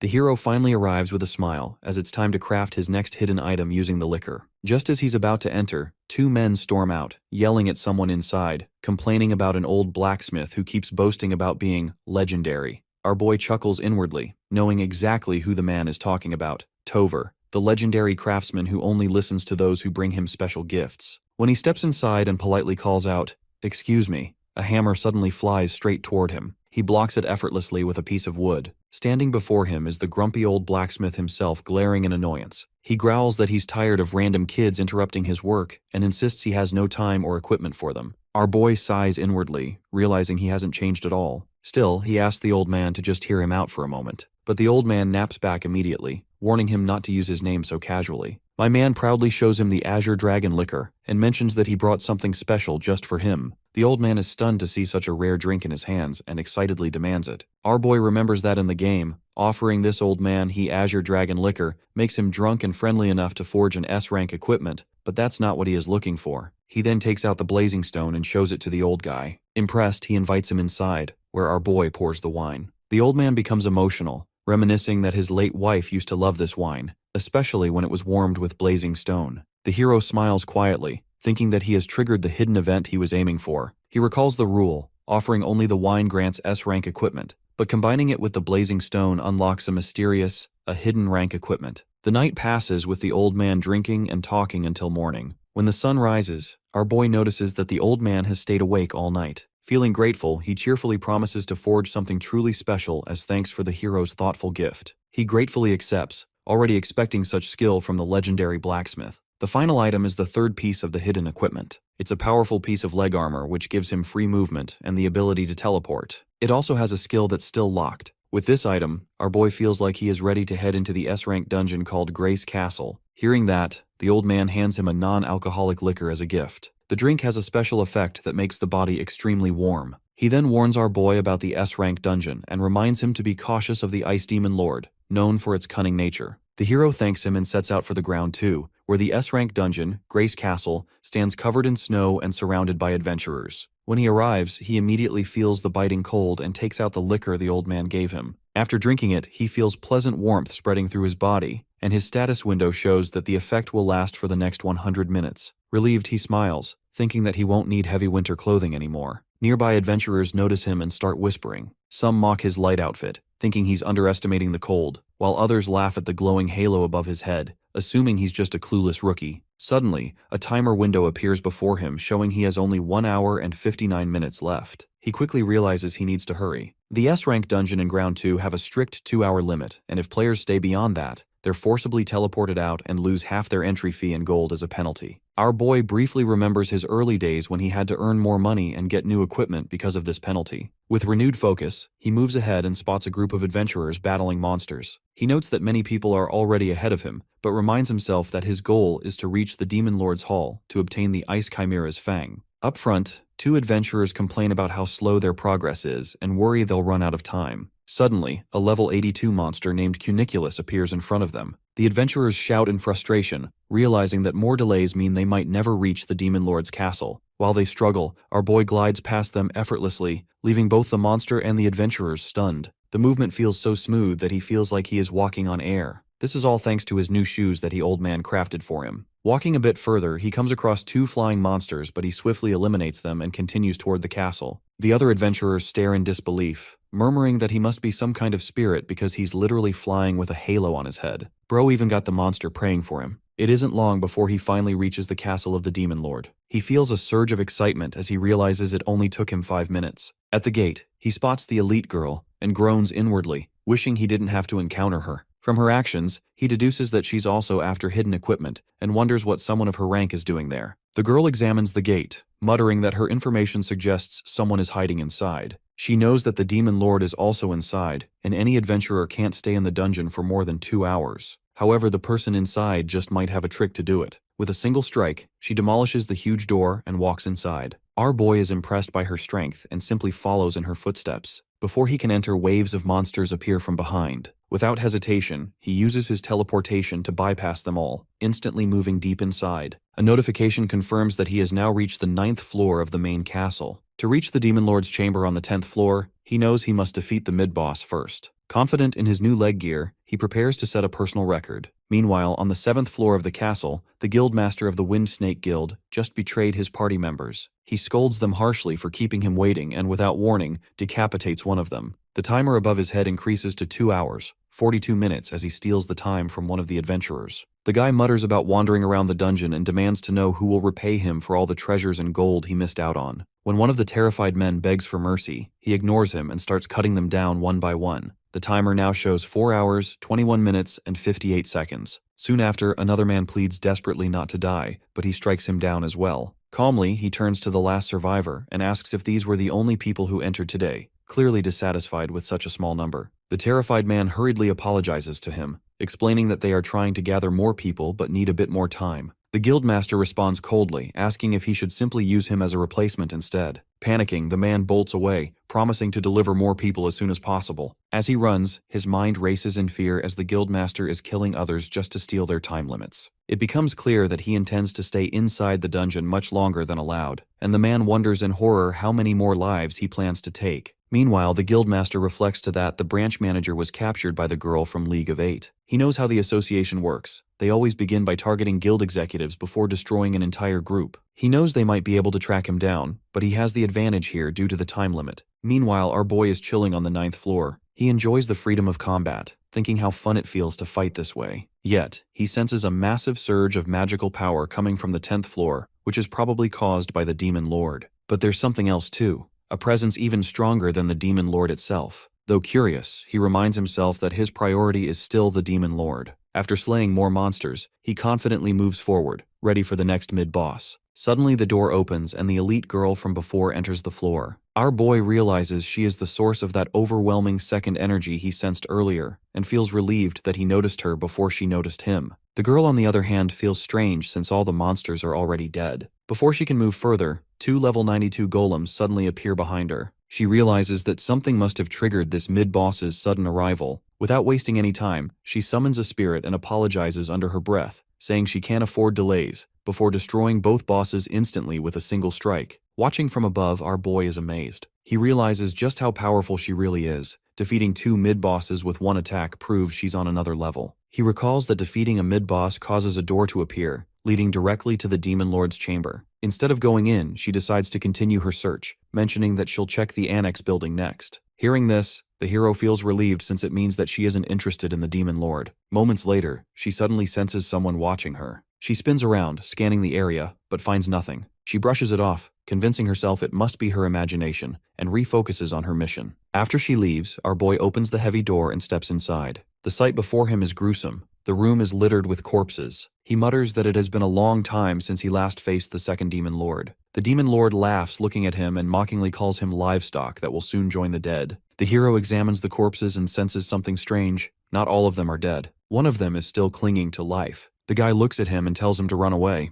Before he can react, the Demon Lord launches an attack, but our boy swiftly dodges, recognizing the pattern from the game. However, unlike before, the timing now feels unpredictable. The Demon Lord laughs cruelly, boasting about the taste of human flesh and saying he is the 10th person to visit him today, perfect for his next feast. One of the few survivors nearby silently despairs, thinking that fighting such a creature is nothing but suicide. Then, with a roar, the Demon Lord charges toward the hero, declaring that the slaughter will begin. Our boy instantly uses his teleportation skill and strikes head-on, slashing the Demon Lord's face in one clean motion. Blood splatters, and the creature screams in agony. The surviving man watches in disbelief, unable to process what just happened. Unfazed, my man tells the Demon Lord to stop whining, claiming the wound couldn't have hurt that much. Amused rather than angry, the demon lord laughs again, calling him a surprisingly sharp piece of livestock. He mentions that this fight will serve as a good warm-up before his meal. Suddenly, he releases a powerful ice spell, freezing the entire area above him. The ice crashes down and the boss laughs, thinking to himself that the hero couldn't possibly survive this. But within seconds, he reappears right behind him and drives his dagger deep into the demon lord's back. The demon lord collapses to his knees with blood pouring out as disbelief fills his eyes. He realizes he never even saw him move. It didn't feel like speed at all, but as if he simply appeared beside him in an instant. With 3 pieces of hidden equipment already in his possession, our boy doesn't see the creature as a real threat. His only goal is to finish the fight quickly, but he knows he can't end it just yet since he needs to keep the boss on edge for him to summon the ice chimera. As he charges forward again, the demon lord grabs a human corpse and uses it as a shield. The sudden move makes him hesitate, shocked by the cruelty of it. The boss mocks him, saying the body is already dead and calling it nothing more than meat. Laughing, the demon lord raises his hand and casts a spell called Glacier Marionette. Instantly, every corpse around them floats into the air and begins to move again. With a command, he orders the undead to attack the hero. Our boy watches as the lifeless bodies rush toward him, realizing that he has never seen this spell before. He wonders why the demon lords in this world have abilities that never existed in the game version. While he fends off the undead,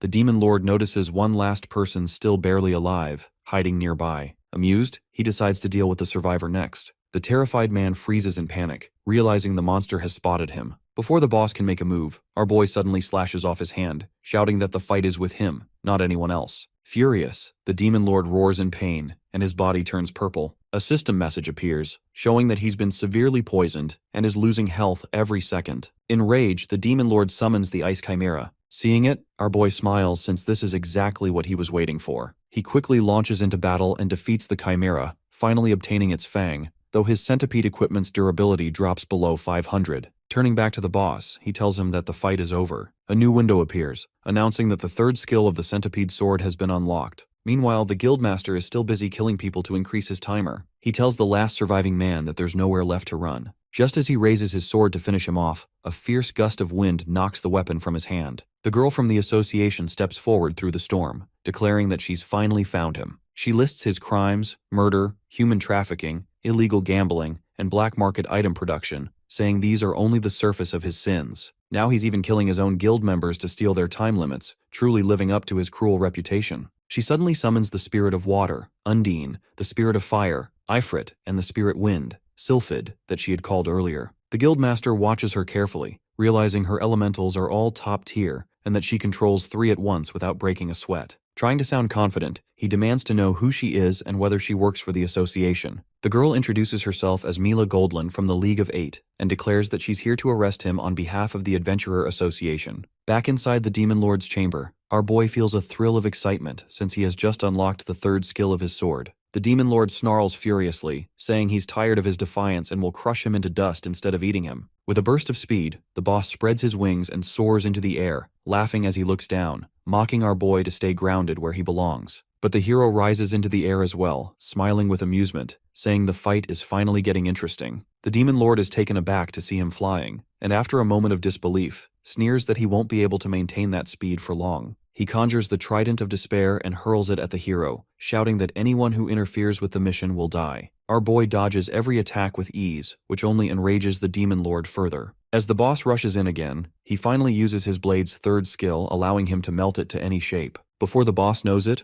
our boy is on top of him with a massive sword about to cut him down. The blow cuts straight through the Demon Lord's weapon and pierces his body in one motion. A system notification informs him that he has defeated the dungeon boss in 1 hour, 21 minutes, and 35 seconds. Our boy smiles brightly, realizing he has just broken his own record. The lone surviving man nearby stares at him in disbelief, unable to comprehend how one person managed to slay a Demon Lord alone. Suddenly, he runs out of timer and gets teleported back. Even though he will lose half of his items in gold, the hero is glad that he is at least alive. Looking down at the ice chimera fang in his hand, he grins to himself. Now only one more ingredient remains, the ancient red soil. Once he finds it, he can finally craft the elixir that will completely heal his mother. But before he can celebrate, the ground suddenly shakes violently beneath his feet. The tremors grow stronger, and he looks around in confusion, wondering what could be causing such intense vibrations. The scene shifts back to the association girl and the guildmaster, where he calls her ruthless just before she launches an attack. He swiftly dodges her strike with his short sword. She follows up with a powerful move called Torrential Wave, which he blocks effortlessly. From a distance, our boy observes the fight and realizes that the tremors he felt earlier came from their battle. He watches closely, noting the guildmaster's incredible swordsmanship, and wonders if this is the person she was looking for. The guildmaster taunts her, mocking her strength and claiming she isn't worthy of her title among the League of Eight. He swings his sword, sending out sharp gusts of wind, and when she briefly loses focus, he moves in fast and slashes her. Laughing confidently, he boasts that the fight is already over, and that she's far weaker than he expected.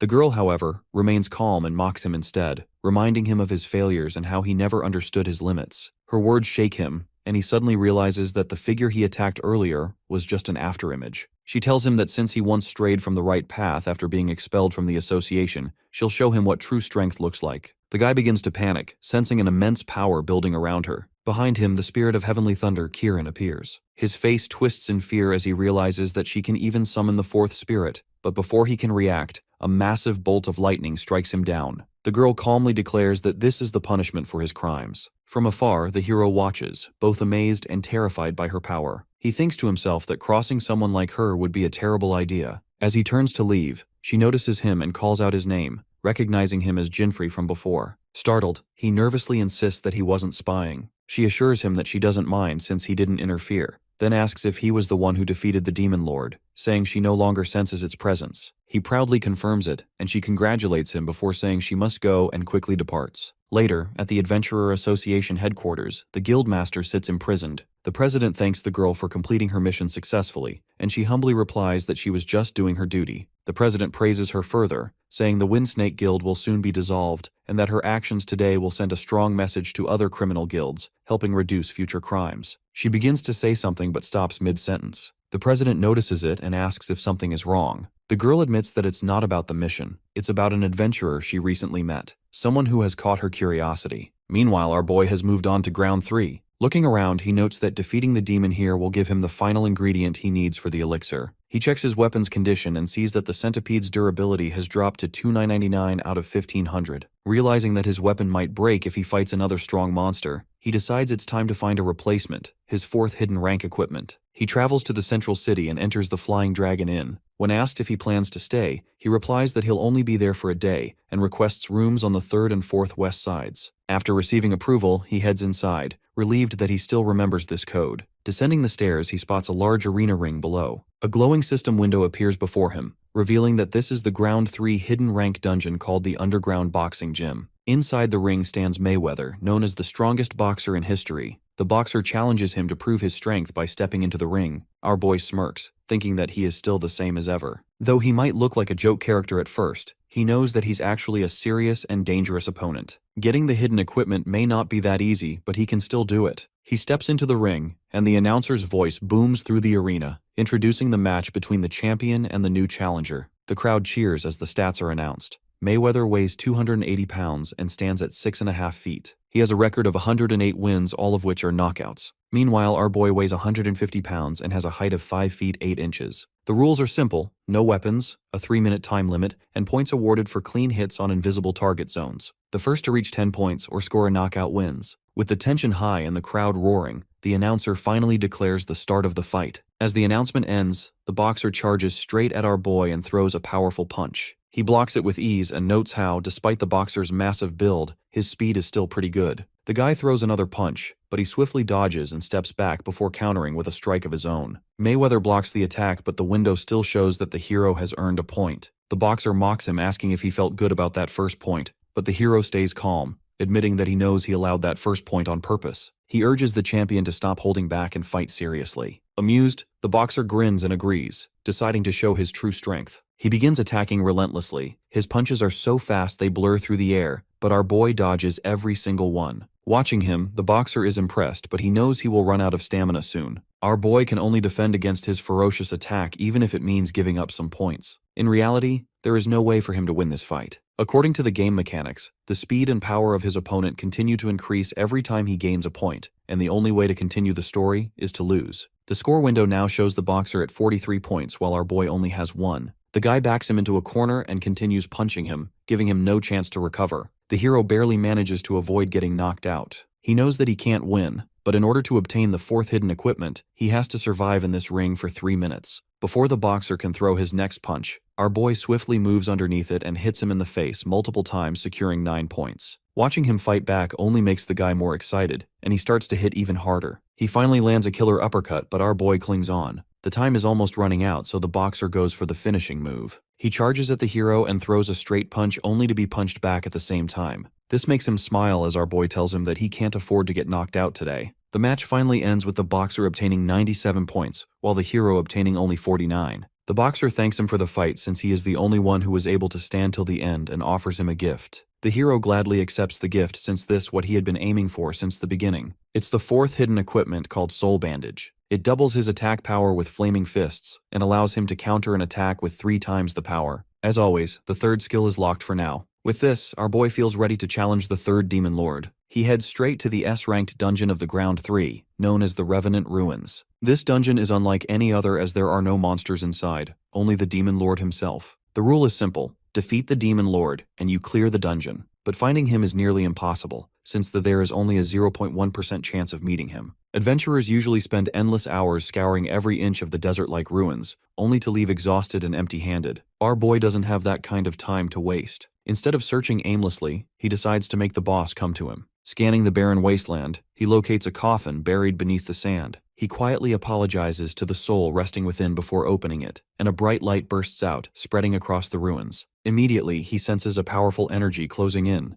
The ground trembles violently, and from beneath the earth rises the third demon lord, Jackal. The Revenant Ruins are also called the Tomb of Ghosts, a place said to hold the spirits of countless people who died here in the past. As the protector of the dead, Jackal punishes anyone who disturbs their rest. He begins his grim incantation, and our boy calmly equips the soul bandage. In response, Jackal activates his signature ability, the Scales of Judgment, and places the hero's soul upon them, declaring that he will cleanse it himself. The scales tip toward him, and a message flashes before him informing him that all his stats are reduced by 30%. The boss warns him to repent with his life, but he stays calm. He already knew this was coming. The Scales of Judgment is a penalty debuff, a punishment for skipping the dungeon's normal process. It's the cost of forcing an early encounter with the boss. To our boy, it's just another obstacle, one that makes the fight even more thrilling. Now the only thing he needs to do is to defeat the boss before he uses some skill that wasn't in the game. Just as he speaks, the boss attacks, firing a barrage of dark bullets. He dodges smoothly, avoiding every hit. Since his hallucination skill doesn't work on monsters, this battle will have to rely purely on physical combat. He counters with a punch, but the boss vanishes and reappears behind him, firing again.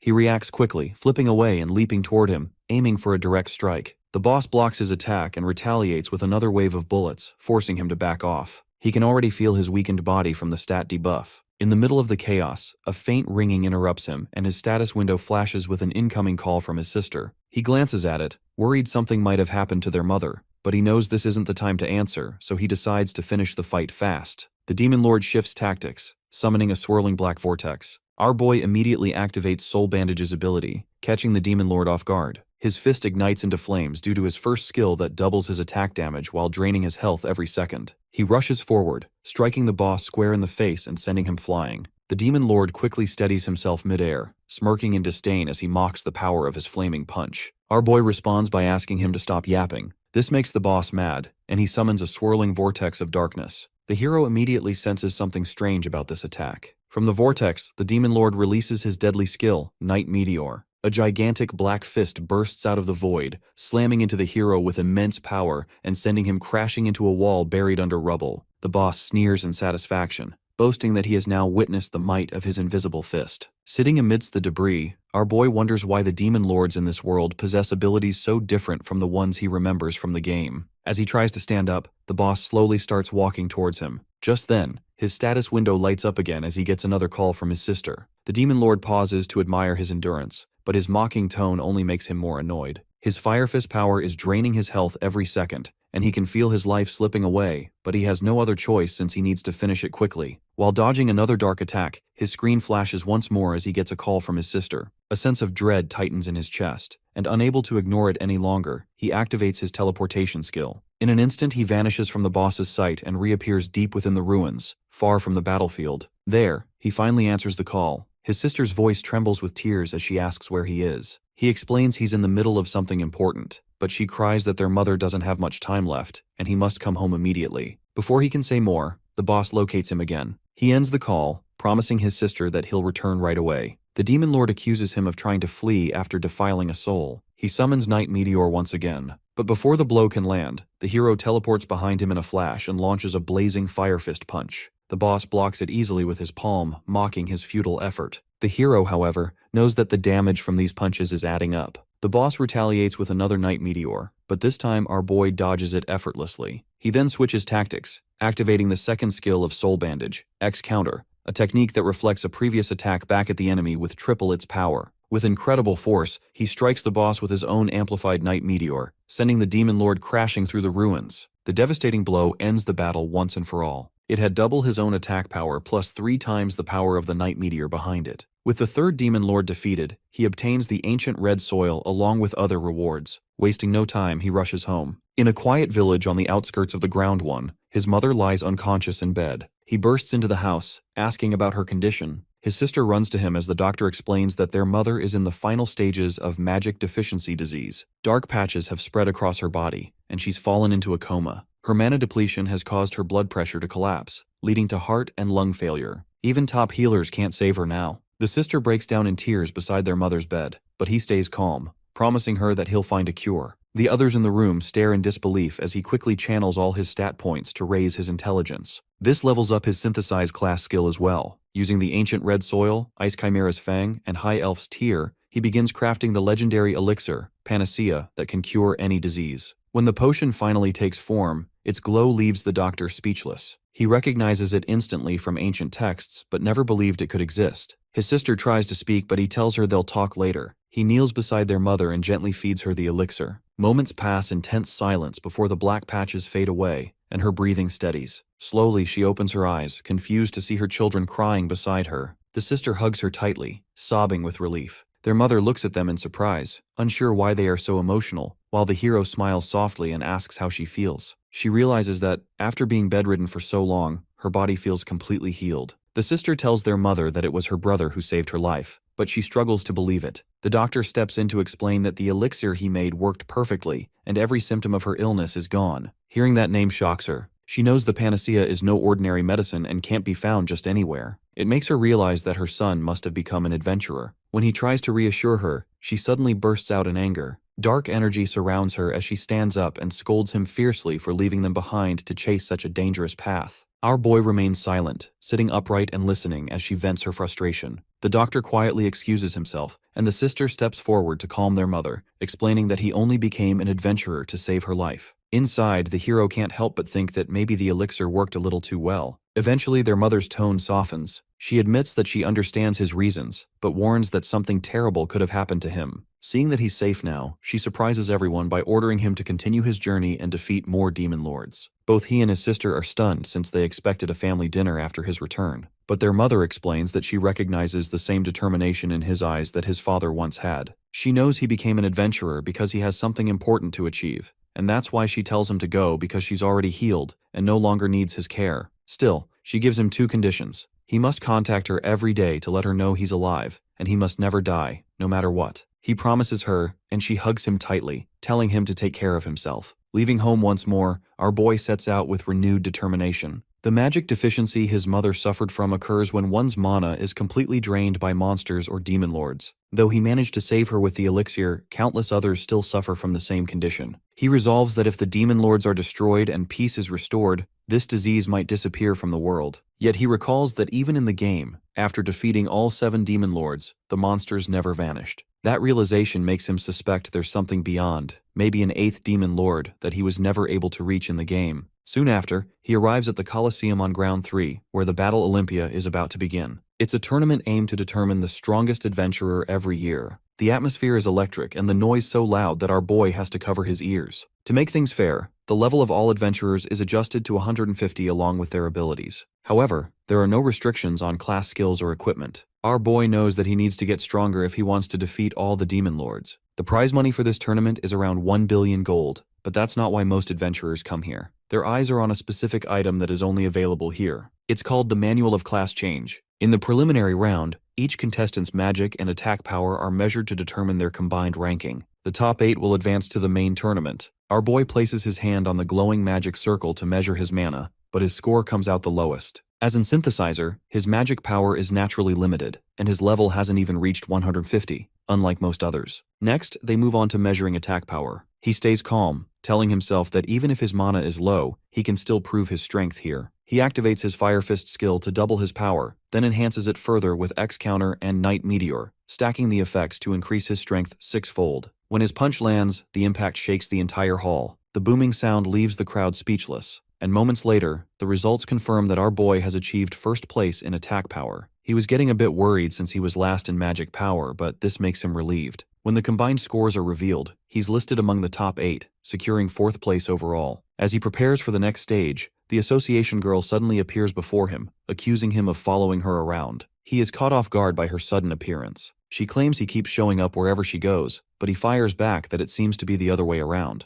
The girl is confident that he used some equipment before punching, and she's curious to know what it is. Meanwhile, he is able to hear her thoughts through Lucifer's halo. He asks her if she's also here for the class change scroll. She confirms it, explaining that anyone who wants to grow stronger must go through a class change. Since she's one of the well-known among the League of 8, she's using the alias Lima, who happened to be in 2nd spot in the tournament rankings. When the tournament schedule is announced, he notices that if he wins his first match, his next opponent will be the association girl. She wishes him luck before her own match, though her tone makes it sound more like a challenge than encouragement. As he steps into the arena, the crowd murmurs about his strange synthesizer outfit and the halo floating above his head. His opponent, Glinzy, is the guildmaster of the Silver Guild. The audience cheers for him, confident that he'll win easily. As the match begins, the guildmaster scoffs, clearly disappointed to be facing a synthesizer dressed in odd gear. Our boy stays silent and suddenly charges forward with his fire fists. He unleashes a rapid storm of fiery punches, giving his opponent no chance to react. The final hit sends the man crashing into the arena wall, knocking him out cold. The audience watches in stunned silence as he is declared the winner in just a few minutes. Among the spectators, the association girl finds his flaming gloves fascinating, given her passion for weapons and equipment. When it's her turn in the second round, she enters under the alias Lima to face an old wizard-looking guy.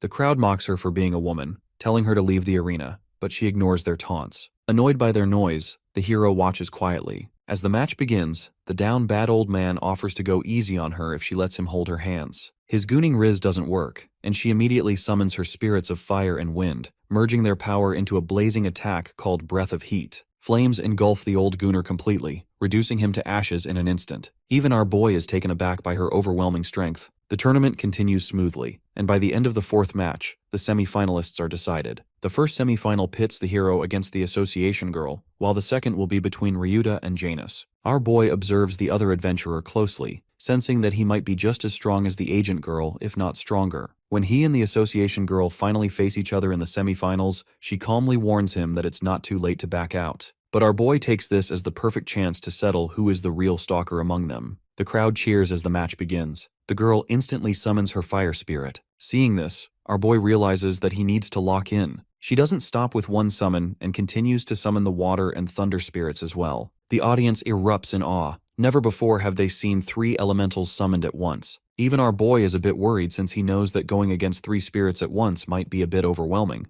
Aware of his strength, the girl decides to fight seriously. Her water dragon wave attack nearly hits him, followed by a thunder strike that leaves him barely standing. She moves faster than he can react, and he knows one mistake could end the fight. When she hurls a flame bomb, he counters with his fire fist, neutralizing the blast. She grits her teeth in frustration while our boy wonders if she is actually trying to kill him. The girl admits that he may be weird, but he is definitely skilled, so she can't let her guard down. She mocks him by saying that he is more desperate than she thought. Our boy hits back that she's too confident for someone who relies on summoned creatures. The crowd sides with her, shouting insults and accusing the hero of cheating in his earlier match. The girl also feels a bit annoyed by the crowd. As the tension peaks, she suggests finishing the fight quickly and orders the Thunder Spirit to attack. Our boy dodges the attack but finds Water Spirit blocking his escape. Surrounded, he realizes just how impossible it is to counter 2 opponents at once. Meanwhile, the girl stands calmly with the Fire Spirit beside her, keeping it in reserve since she knows he can handle fire attacks. Our boy believes that she is planning to attack him, while he is busy dealing with the 2 spirits. Before she can do that, he decides to play offensive. He teleports right in front of her, ready to land a fiery punch, but Lucifer's halo warns him that he has fallen into the girl's trap.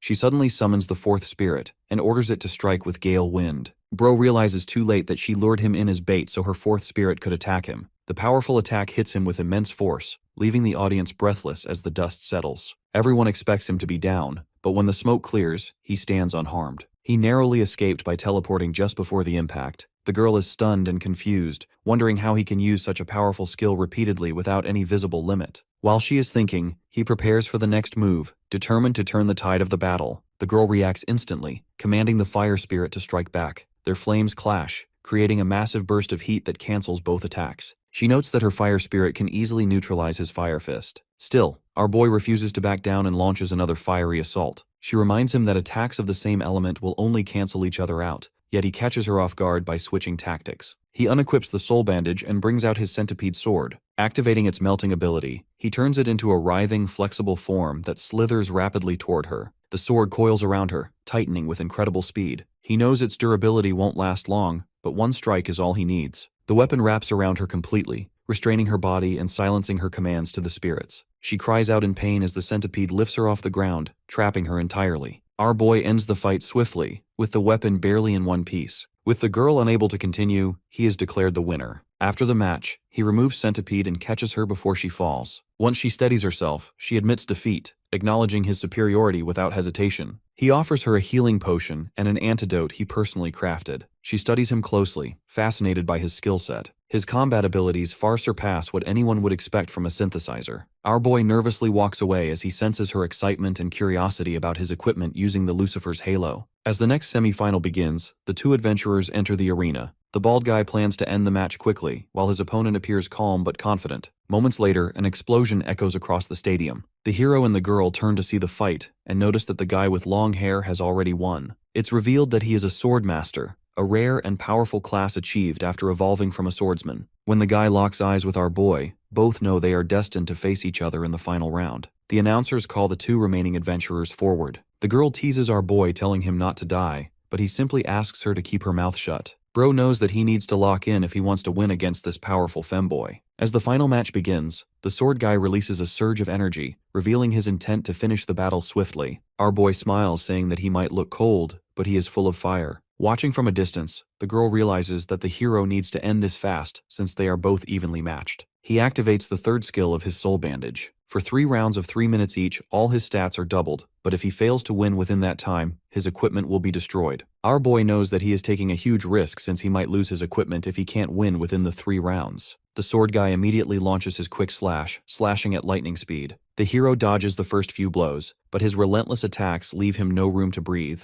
Observing his opponent's strength, he realizes the guy has already undergone a class change. It is a way for adventurers to upgrade their classes into better versions. After a class change, they gain access to stronger class skills and increased stats. The hero counters with Fire Fist, but the man easily sidesteps using his acceleration skill. He mocks him, asking if this is the fastest he can go since he's moving at a snail's pace. Our boy knows that he won't be able to beat this guy with ordinary means. As the second round of his skill begins, his stats triple. He charges forward with renewed speed, hoping to outpace the guy, but man simply smiles, teasing him that he is still too slow. Our boy tries hitting him with the X-counter skill, but the man dodges and sends him flying backward with a powerful strike. He recovers quickly but realizes that the sword guy is far stronger than he anticipated. The guy follows up with Light Beam, which is a highly advanced technique even among elite swordsmen. The hero barely evades the attack thanks to his shoes. By this time, the crowd starts cheering for both of them. The association girl watches them, noting that the sword guy barely has enough skill to join the League of Eight. She wonders how the hero will take him down. Now entering the third and final round, the hero's stats are quadrupled. He reignites his Fire Fist as the atmosphere grows tense. Everyone can tell the next exchange will decide the winner. Both fighters rush forward.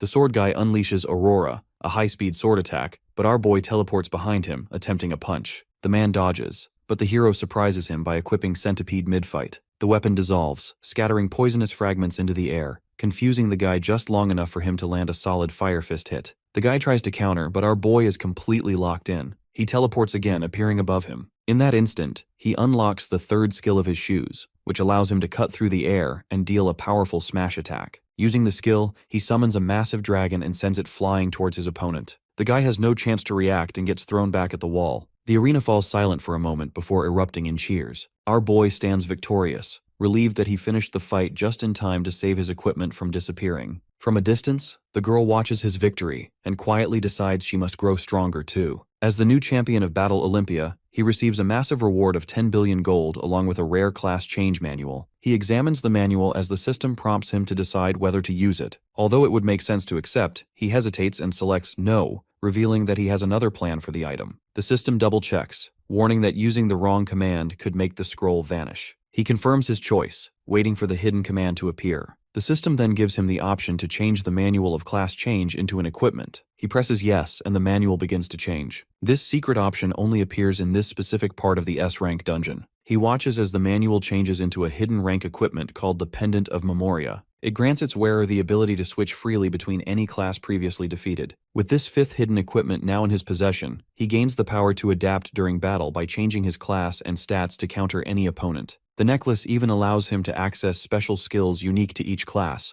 making it one of the most versatile items he has ever obtained. Having already defeated the third Demon Lord, he sets his sights on the next challenge, the fourth ground. Before stepping into its portal, he pauses for a moment, aware that Ground 4 has the highest failure rate among adventurers. When he arrives in the central district known as Fourth Resort, the atmosphere feels deceptively peaceful. Adventurers lounge on beaches, play games, and relax under the sun. The entire continent seems like a massive vacation spot, built around rides and entertainment. Yet our boy knows it's dangerous, a place that lures warriors into complacency until they lose their will to fight and never return to the dungeons again. As he walks along the coast, a tiny cat girl suddenly approaches him. She introduces herself as Kukuru, a local guide of the resort, and cheerfully offers to show him around. He immediately notices that her class is Thief King, which is an upgrade of the Thief class. When she asks for his introduction, he politely gives his name but declines the offer, saying he has no time for sightseeing. Unfazed, she grabs his arm and insists, but he refuses again. Pouting, she finally gives up and walks away, casually patting him on the shoulder as she leaves. Moments later, His opens his status window to distribute his saved points but freezes in shock. His soul bandage, one of his most important items, is gone. He instantly realizes that the girl from earlier must have stolen it when she patted him. Somewhere among the crowds, the girl strolls happily down the beach, humming to herself and already imagining the fortune she'll make from selling it. While skipping along, she accidentally bumps into another person, the elite girl. They both apologize, but before they can say more, the sound of hurried footsteps interrupts them. The hero storms toward them, furious.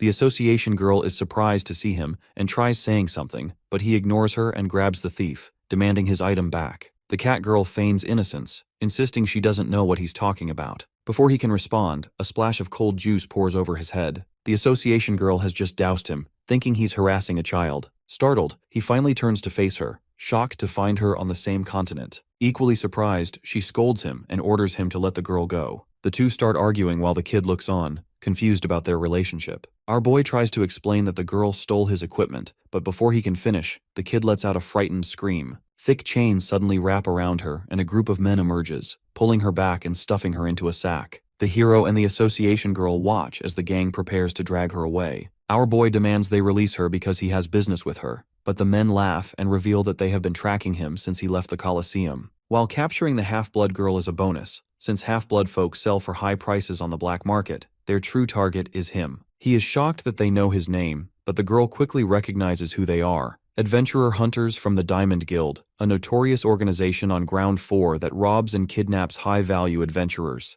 Our boy finally realizes that they must be after the 1 billion gold he got as prize money. The men warn him not to try anything funny since they are professional robbers and prepare to tie him up with their chains. Before the chains hit him, he teleports away, shocking all of them with his speed. With him gone, they turn their attention towards the association girl since she also managed to get pretty far in the tournament. Seeing this, our boy teases her, saying that she has made quite a name for herself. The girl is annoyed since this was supposed to be her vacation time, but she knows it can't be helped. She starts smashing the robbers one by one. Taking advantage of the chaos, the leader decides to run away with the kid. However, our boy stops him. At the same time, another guy blocks his way, challenging him to a fight. The hero knows they aren't that strong, but they still work out of Ground 4, so he is hesitant to fight without his equipment. Meanwhile, the girl is done dealing with the robbers who attacked her and mocks him for being too slow. He mentions that he wants to fight, but the kid stole his weapon. The girl finally understands why he was chasing her. While getting attacked by the fatty, he asks her if she has any weapons on her. She starts going through her inventory and sends him a list of weapons in his notification.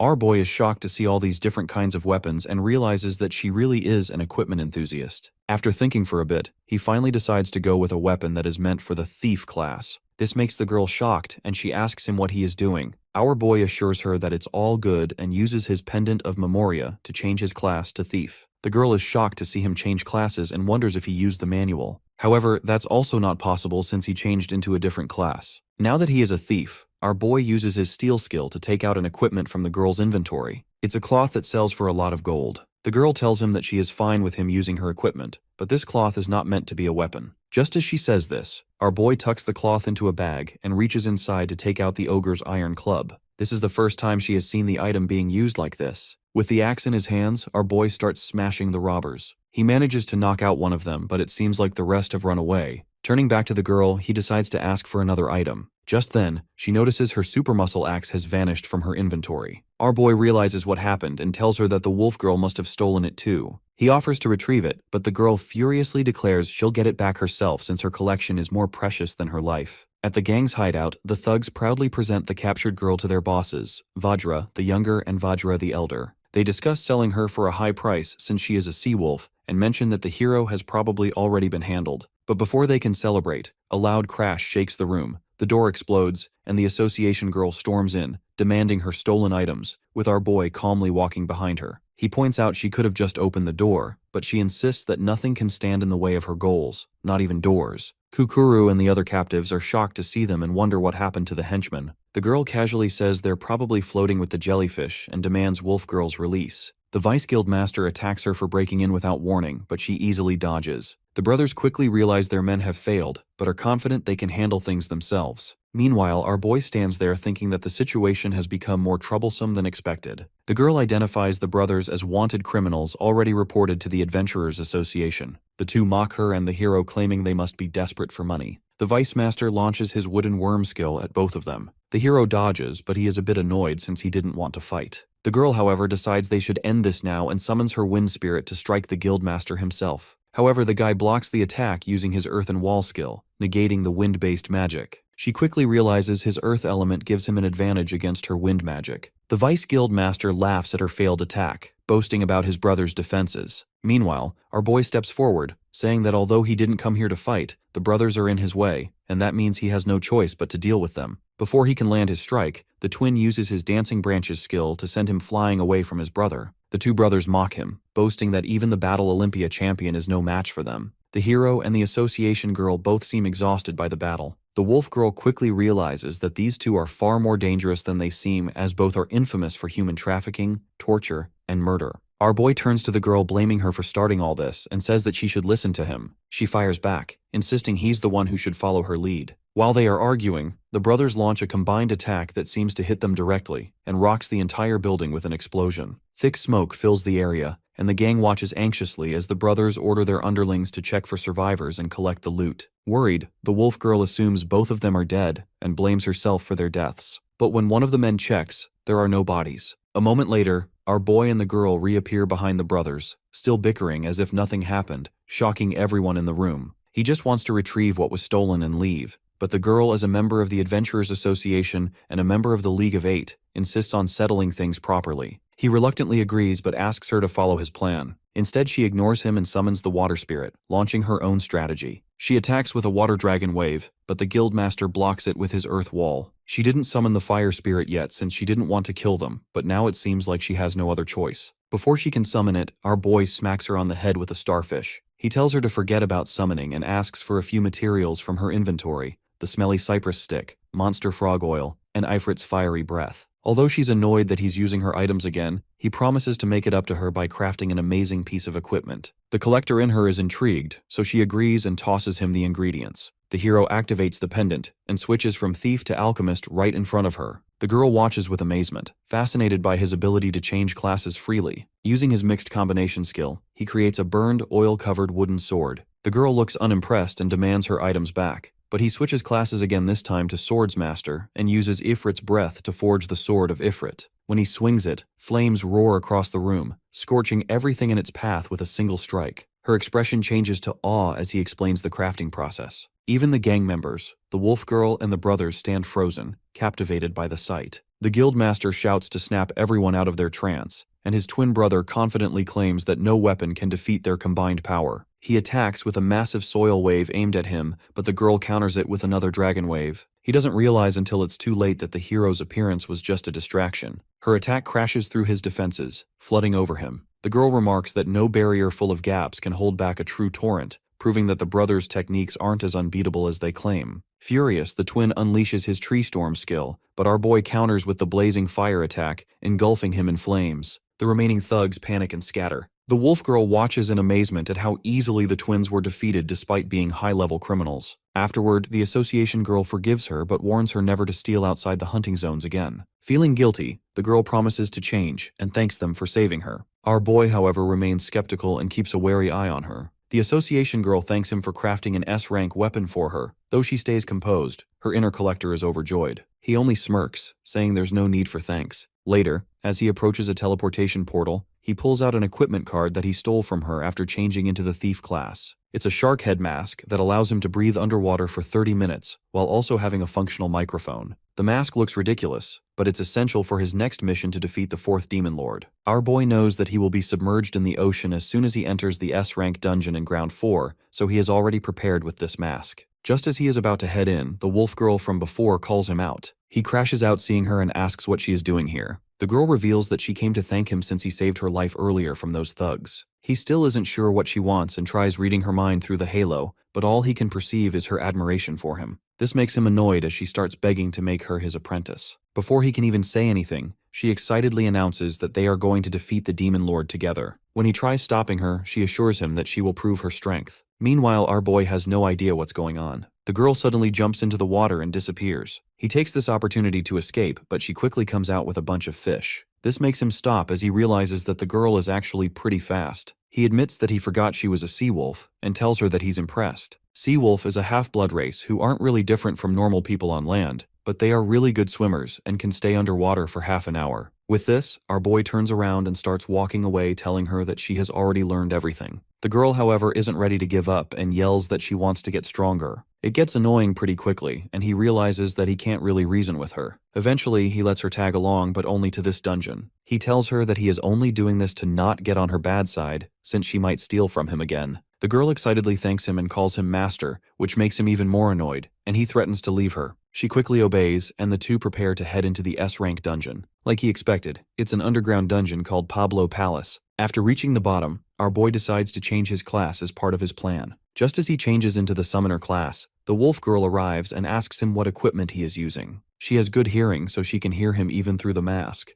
The hero summons an E-rank monster called Dendon, which can stun his opponents with electricity. He admits his level is pretty low, so he can't really summon high-level things like spirits, but the little guy is still useful. Afterwards, our boy orders the girl to bring a weak monster here. As she swims away, he thinks to himself that he will be able to level up this a lot faster this way. To his shock, the girl comes back in a few seconds with dozens of fish monsters. This is more than he asked for, but it only makes his class easier, so he commands the little guy to start firing. The little monster is still weak, so his attack does little damage. However, it still stuns the enemy, which gives our boy enough time to finish them off. They continue killing monsters this way, and soon, the monster's level rises to 12. The wolf girl keeps bringing in new fish, and our boy smacks them, allowing his buddy to level up. While in the middle of fighting, the hero realizes that he still hasn't returned the weapon back to the association girl. He quickly dismisses the thought and decides to keep it with himself. As they kill more monsters, the little guy reaches level 21. If they continue at this pace, he might reach max level in no time. But just when things are looking good, the wolf girl brings over a monster that doesn't fit the category of small or weak. Turns out it's a giant kraken and it's evil. The hero commends the girl for her service and mentions that this is the mini-boss of the dungeon. This means that the demon lord will appear immediately after they kill it. While they are talking, the kraken launches an attack using its tentacles. Our boy smiles as he realizes that this will save him a lot of time. He tells the girl that he will go for the tentacles. Hearing this, she tries distracting the kraken by making silly faces. It works a bit too well and allows him to sneak close. Each of its giant tentacles are considered a separate monster, which means that you'll gain experience points by cutting them off. Since the mini-boss is high-leveled, destroying its tentacles also gives a lot of experience. He uses the little guy to stun the boss with electricity, and then starts cutting off its tentacles using his weapon. The discount Pikachu starts leveling up and even builds up some abs. After destroying the final tentacle, it reaches level 45. The girl continues distracting the main body of the kraken while our boy prepares to use the second skill of his little monster. Since Pikachu has leveled up over 40, he can now use a skill that gives his lightning attribute to any weapon. The hero plans to use this on his soul bandage, potentially making them electric. With his hidden rank weapon buffed up, he charges at the kraken and smashes it with his thunder fists. The creature can't hold on and gets completely demolished. Seeing this, The wolf girl excitedly swims to him and asks if the little guy has level up. He confirms it, revealing that it's actually at max level, which is exactly what he needed before the actual boss fight. Moments later, they notice a bunch of whirlpools coming in their direction. Our boy immediately knows that it's the boss man himself. He smashes the attack with his thunder fists, and just as the whirlpools fade, they hear a strange voice announcing that they won't be spared. It isn't long before the Demon Lord shows up. He is at level 200 with a skill that allows him to regenerate underwater. The wolf girl is shocked to see just how powerful he looks, but it only makes our boy more excited for the upcoming fight. So far, every demon lord he has faced has behaved in completely unexpected ways. Though he doesn't yet understand why, he senses that something strange and beyond his comprehension is happening in this world. Whatever it is, he knows he must defeat this guy before he does something unexpected. He quickly uses his pendant to switch his class from summoner to wizard. The wolf girl gets excited to see him use this ability, saying that he's cheating, but he calmly explains that it's strategy, not cheating. He quickly forms a magic circle in front of the demon lord's face and fires a lightning strike. The demon lord easily blocks it with one hand and retaliates, forcing him to teleport behind him and land a thunder fist blow. The hit connects, and our boy takes advantage of the moment by using the flash skill to blind his enemy before launching a rapid series of thunder punches. The girl cheers him on, but the demon lord rises again, mocking the hero for his weak attacks. My man refuses to back down, knowing how durable this boss is. He unleashes the dragon god's wind, sending the demon lord crashing into the waves. The girl wonders if the fight is over, but our boy insists he must strike one final blow or the demon lord's HP will regenerate. With their oxygen running low, he switches back to summoner and calls out his Temu Pikachu.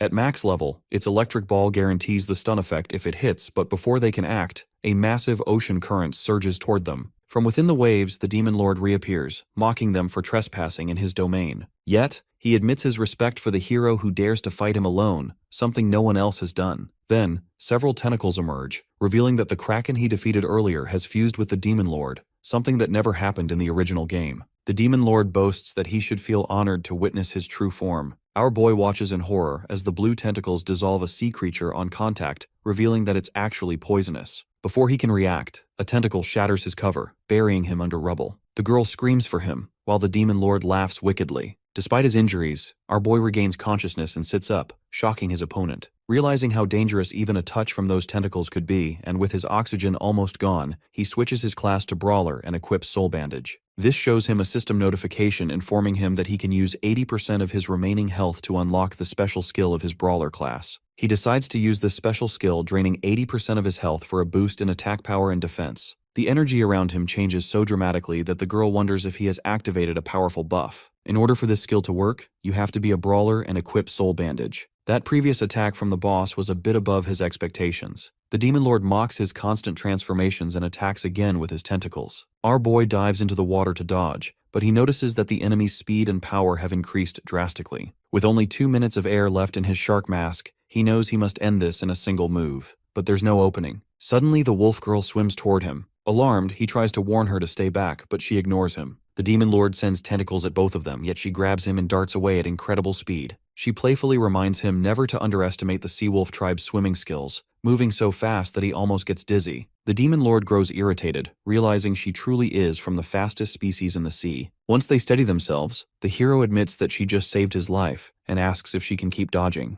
She replies that dodging is all she can do, which is good enough for him. With time running out, he decides to finish the battle with his next move and signals her to bring him close to the enemy, then retreat the moment his final attack lands. The girl nods, fully understanding the plan, and they move into action. She grabs him and darts through the water, skillfully dodging every tentacle that lashes toward them. Her movements are so fast and precise that the demon lord loses track of their position, giving our boy the perfect chance to signal her. At his cue, the girl closes in, and our boy unleashes a barrage of powerful strikes against the demon lord. Furious, the demon lord retaliates with more tentacle attacks, but she dodges again while he charges his thunder fist for a direct hit to the monster's face. The demon lord tries to counterattack only to realize that he just got mugged. Holding the stolen equipment card, the wolf girl teasingly admits that she has a bad habit of stealing. Our boy scolds her for this bad habit, but he also admits that helped him out this time. He then combines his thunder fist with the lightning surge fist, landing a massive blow that shakes the sea. As the demon lord reels from the impact, our boy tells the girl to jump out of the water with the stolen weapon.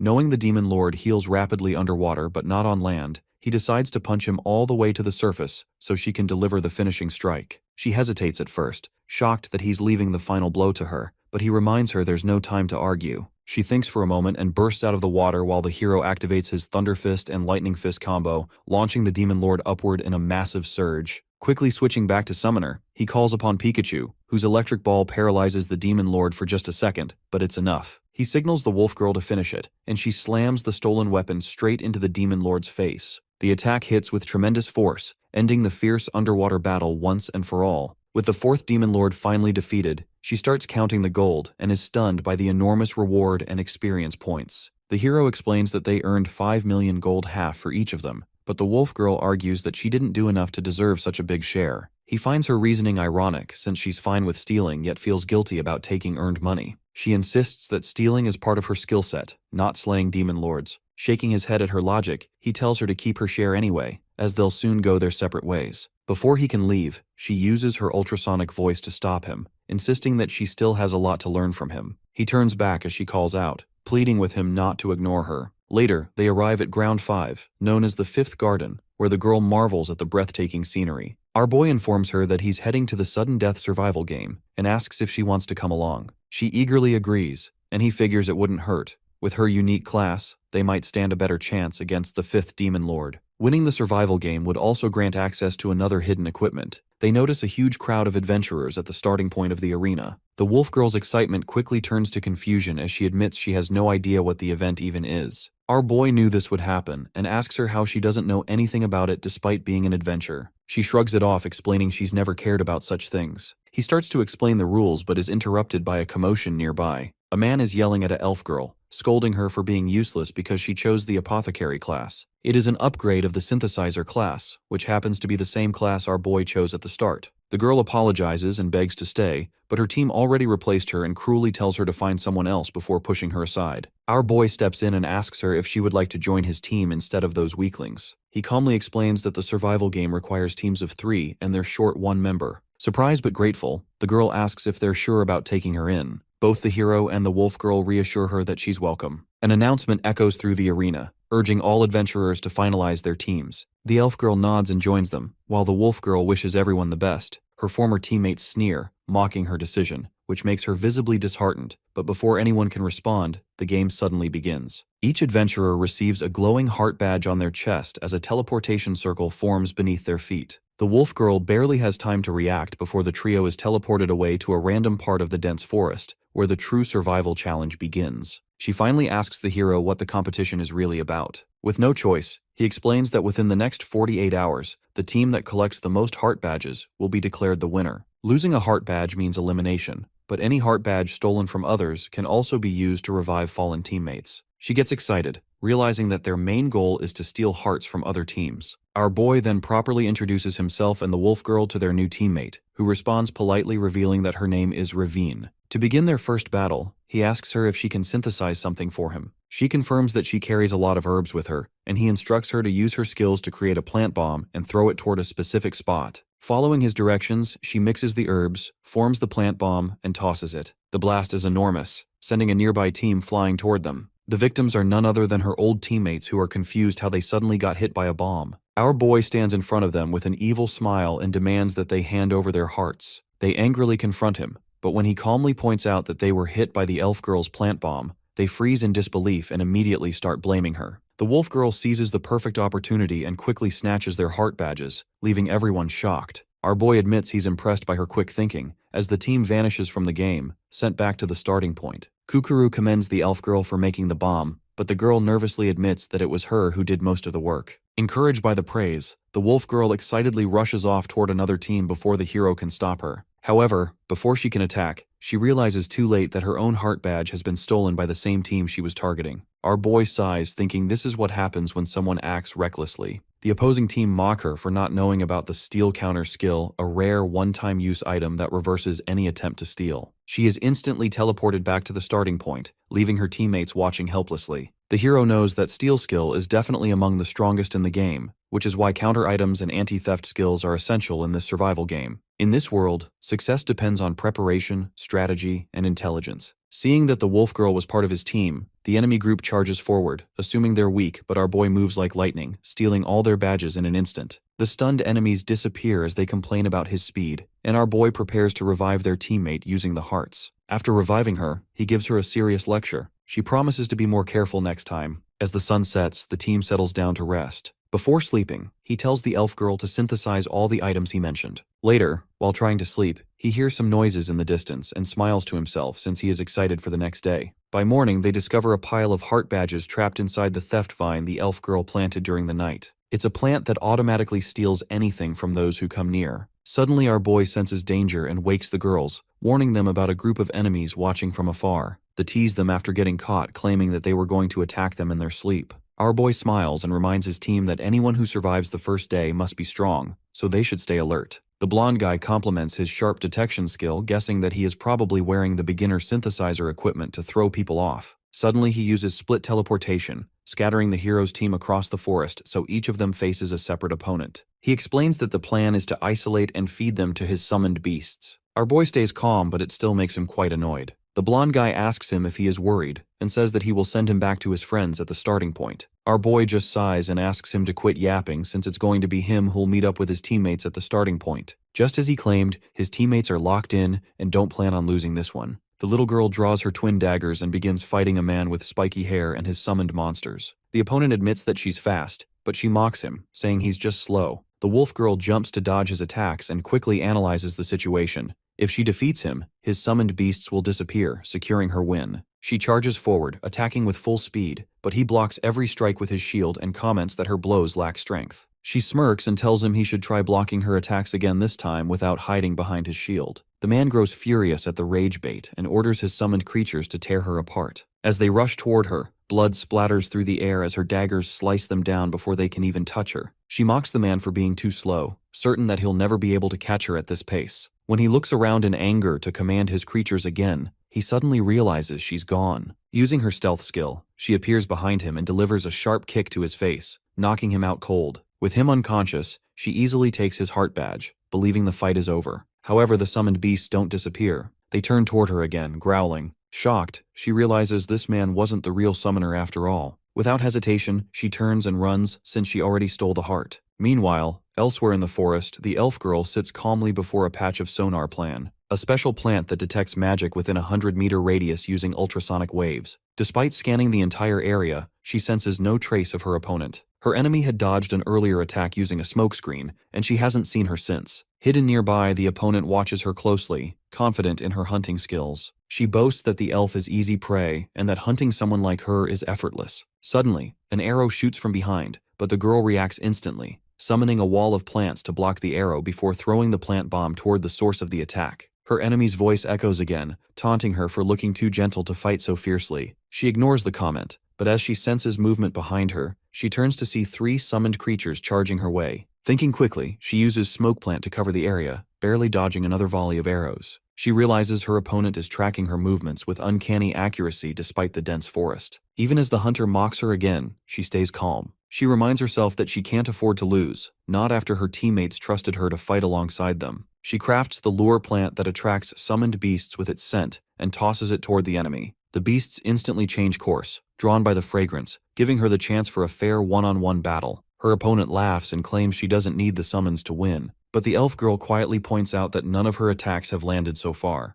The hunter growls in frustration, insisting that she was only testing her. Refusing to give in, the elf girl prepares a special plant called strobe plant. Shielding her eyes, she activates it and a burst of searing light floods the area. The hunter screams, blinded, stumbling backward until she loses her footing and falls down a slope. The girl calmly walks over, retrieves her heart badge, and apologizes for the temporary blindness, assuring her that her vision will return soon. The hunter flails helplessly until she vanishes, teleported back to the starting point. Back at the main fight, our boy stands in front of the blonde guy as he laughs, taunting him not to act strong. The man boasts about his summons, which makes our boy even more annoyed. However, thanks to his yapping, the hero has gained enough time. The next moment, all of his summons start walking towards our boy, which makes him confused. When he asks what is going on, our boy simply smiles and tells him that they like him more. In truth, he has secretly upgraded the 3rd skill of Lucifer's Halo, Fantastical Illusion, to Greater Fantastical Illusion, after using it continuously for 20 hours in battle. He points toward the blonde man and commands the summons to attack. The creatures rush forward, but the blonde quickly summons a massive humanoid beast that shreds them apart with a single swing. He laughs triumphantly, mocking the summons for defying their master until his eyes widen in horror as the beasts suddenly stand back up, revived.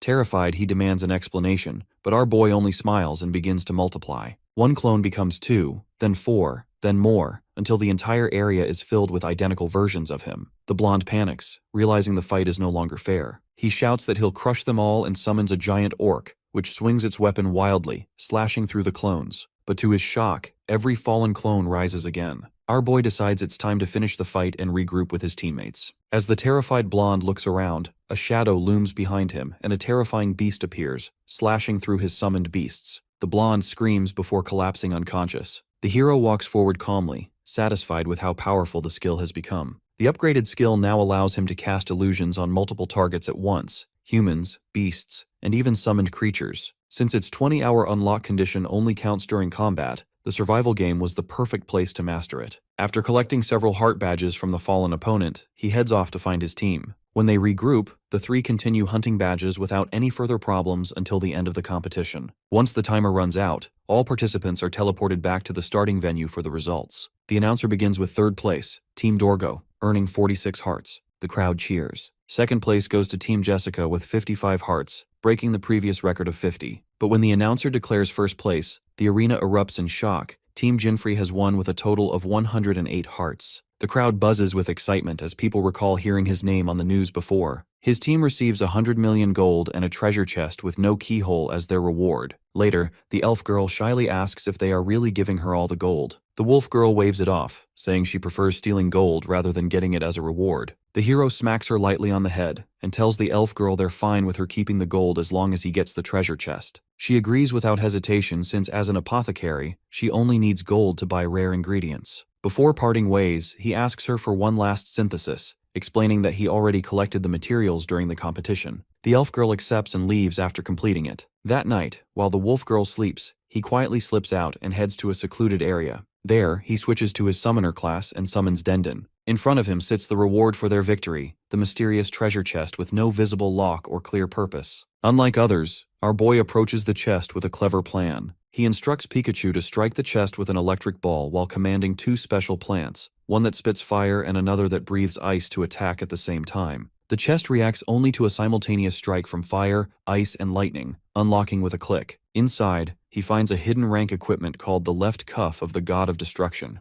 It has 3 unique skills with only the first one unlocked, that allows the wearer to repel targets away from them. Normally, this is when would go to the S-rank dungeon, but there is a problem. Back at the inn, the wolf girl wants to join the next mission, but he knows she's not ready. The S-rank dungeon involves a demon lord far beyond her ability. To keep her safe, he takes her to a mountain and assigns her a training task. Her mission is to collect a rare material that grows beyond the mountain, but she isn't allowed to use her thief-class skills. She protests, saying it will take forever, but he warns that disobedience will end their disciple relationship. Upset, she reluctantly agrees. He finds her simple-mindedness useful as it makes things easier for him. With her distracted, he can finally relax and proceed alone. He steps through the teleportation portal to the 5th S-rank dungeon, believing this is for her own safety. Instantly, he finds himself falling through the clouds since this dungeon starts mid-air, over the floating sky islands. Adventurers must land safely on their own. Those unaware of this setup fall to their deaths, and even those who come prepared, like a man parachuting nearby, face danger from airborne monsters. Watching the man get devoured, our boy feels relieved for not bringing the wolf girl along. When the monsters turn toward him, he calmly raises his hand, activating the repulsion skill of the bracelet.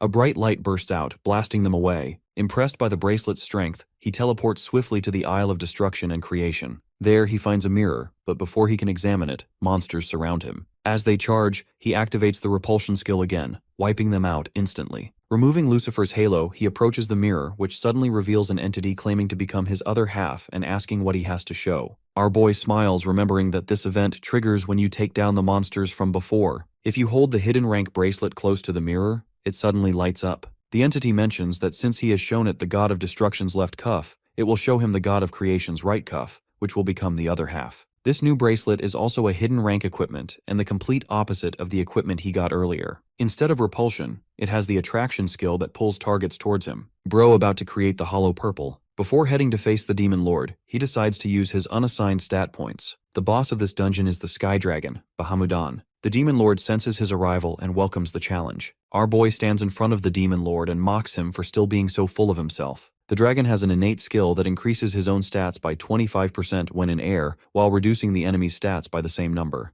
Before the fight begins, the dragon asks if they have met before since he doesn't forget the scent of strong opponents. Their battle begins with the boss's black flame roar. The hero teleports close and activates his attraction skill, pulling the demon lord in and landing a fiery punch to his face. Without pause, he unleashes Dragon God Storm, striking in a relentless storm. But when the smoke clears, the demon lord stands almost unharmed, demanding more. Now airborne, the demon lord gains an even greater advantage. He mocks our boy before firing a black flame bomb. He dodges with super repulsion, but the dragon follows up with a deadly black flame decapitation. Exhausted, our boy narrowly avoids the blow again. He knows he can't let this continue. The dragon notices that the hero is using his gravity skill to minimize the damage before every attack. He hits him with a heaven roar, and just as the hero is dodging that, he hits him with another attack. Just then, a notification appears in front of him informing him that the conditions to unlock the second skill of both the bracelets has been met. This gives some hope to the hero. He smiles since this is what he was waiting for, and forms a dark vortex called the Black Hole Abyss, which absorbs all surrounding attacks. The dragon watches in shock as his flames vanish into the void. This is the second ability of the Bracelet of God of Destruction that swallows all enemy attacks. The dragon is shocked and wonders if such an ability even exists. Seeing his expressions, our boy mocks him, asking if he is panicking. The demon lord claims he won't fall for this rage bait, but he still rushes forward to strike. This time, the hero doesn't use the black hole to block his attacks, which makes the dragon even more confident as he realizes that the bracelet can't absorb physical attacks. Before the dragon can land a powerful blow, our boy quickly teleports behind him, activating both bracelets simultaneously. The black hole absorbs, and the white hole releases. This creates the wrathful spiral that throws back all of the attacks the demon lord used earlier. The dragon is engulfed by his own flames, but with a furious growl he disperses the fire, calling it a weak imitation. Our boy smirks and closes the distance, asking if he can withstand an imitation 3 times stronger. With counter black flame decapitation, he lands a crushing punch that drives the boss into the ground. At last, the 5th demon lord falls, and our hero claims another victory in his journey. At the headquarters of the Adventurers Association, Vice President Nix gathers the available members and thanks them for coming. He explains that 4 others are currently busy with their own missions. Wyatt, the tanker, assures him that he'll always respond when called, while Maria, the healer, casually admits she only came because she had free time. The summoner girl stays silent, listening intently. The vice president quickly shifts to the main issue as strange reports have been coming in lately. The shield guy assumes it's about a rogue guild or a dangerous monster, but the guy reveals that it's neither, which leaves everyone surprised. The first report they received was of a sighting of a black ghost. Meanwhile, our boy checks his rewards after defeating the 5th demon lord and plans to head to ground 6. But before doing so, he thinks about the wolf girl, who is still out gathering another rare material for him. As he walks through the city, he notices a large crowd near the teleportation portal. When he asks what's going on, he learns that the portal to ground 6 has stopped working. This shocks our boy since something like this never occurred in the game. Meanwhile, the vice president continues briefing the adventurers, explaining that the strange entity resembles a moving shadow or mist and was first seen about 2 weeks ago. Back in the city, the hero complains about the delay, but suddenly senses something behind him, a shadow watching him from nearby. The vice president tells the adventurers that these creatures aren't human, demon lords, or monsters. They appear without warning, attack civilians, and their origin or purpose remains unknown. All they know is that these beings are a deadly threat to the world. He assigns the League to eliminate them before they cause widespread destruction. At that very moment, the shadow behind our hero changes shape, growing into a terrifying mist-like form. This is the first time our boy felt true fear in this game. The vice president finishes by saying that they don't know anything about their enemy, but they must still defeat it. The creature continues changing shape until it turns into this demonic figure. Everyone in the town starts to panic. The creature lets out a terrifying roar, making our boy panic as he has never seen this thing in the game. As people try to escape, one of them trips and falls. Before the demon can pick him up, the hero quickly uses super repulsion to shield him from harm, allowing the man to escape. He then steps forward to face the monster, realizing that normal monsters never appear in city areas. The creature suddenly gathers energy into its hand and throws it at him. To his shock, the move resembles Crushing Orb Fist, a boxing skill used by adventurers. That means this creature can mimic player abilities. It turns its attention to the fleeing citizens and begins attacking again. The hero gives chase but realizes he won't make it in time, until a skeleton soldier suddenly appears, blocking the creature's path. The two face each other briefly before the skeleton swiftly cuts the monster down. The hero watches in disbelief as the undead stands victorious. Then the vice president appears beside the skeleton and calmly orders his summoned troops to escort civilians to safety. The people recognize him as one of the League members and quickly obey. Our boy overhears someone mention the League and wonders if he is an ally of the association girl. The vice president thanks him for saving the citizens, but before they can talk further, a communication window opens, and the other members of the League report that they have successfully neutralized the creatures. From their conversation, our boy learns the creatures are called nobodies, and that there are many of them. When the call ends, the man turns back to the hero, addressing him by name. Our boy is surprised, but the vice president explains that his fame has spread widely, and even asks if he'd consider joining the League. He politely declines, saying he prefers his freedom as an adventurer. The guy mentions that the summoner girl has spoken of him and comments that his aura feels very different from a typical adventurer. There is also something about his equipment. The vice president then formally introduces himself, and our boy realizes that he is the strongest member of the League of Eight. Their conversation is interrupted when the defeated creature suddenly rises again with a deafening roar. The hero tenses up, but the vice president remains composed, mentioning that it's as powerful as reports suggested. He explains that nobodies are unlike monsters, and their origins are unknown, but if left unchecked, they will evolve into beings capable of destroying humanity. His skeletons then obliterate the creature effortlessly, leaving our boy astonished. He advises the hero to destroy any nobody he encounters and expresses confidence in his strength. Our boy is too shocked by his strength to even say anything in response. We learn that the vice president is a necromancer, which is the upgrade of the wizard class. At another location, the shield guy comes face to face with a nobody. The creature roars and rushes in to attack, but he manages to block it using his shield. Judging by the power behind that attack, he notices that this creature is much higher level than the standard. However, it doesn't matter since he uses his parry skill to hit him back with his own attack. As the creature pauses to recover, he hits him with a shield smash, throwing it to the ground. With the nobody down, he decides to contact the vice president. Meanwhile, the healer girl also encounters one of the creatures. With a cigarette in her mouth, she declares that impurities like it must disappear and jumps into the air to exorcise this filth. Despite being a healer, she uses a holy axe to slime the creature down without a sweat. Her skill involves summoning a weapon based on the prayer. The strength of the weapon depends on how much she can trash talk during the prayer. Despite her role as a healer, she's deadly in combat. Back with the vice president, our boy assesses the situation. He realizes that if these nobodies aren't stopped soon, all intercontinental travel will remain sealed. He recalls that such creatures never existed in the original game, though he remembers rumors about something similar. If those old tales were true, this chaos might lead him to unlock another hidden piece of equipment he had never been able to obtain before. The vice president commends the League for their quick response, but soon the summoner girl reports that her target escaped. Shocked, the guy asks if she's hurt, but she assures him she's fine and currently tracking it using her summoned spirits. He immediately decides to head to her location and orders all League members to regroup at point S5. Our boy volunteers to join the operation, explaining that he needs information on the nobodies and that the travel restrictions are becoming critical. The guy agrees and allows him to come, but clarifies that he will lead the mission since his safety is his responsibility. At point S15, the girl and her summoned elementals chase the fleeing nobody. She vows to stop it, but Healer suddenly cuts in, mocking her for letting such a weak enemy escape.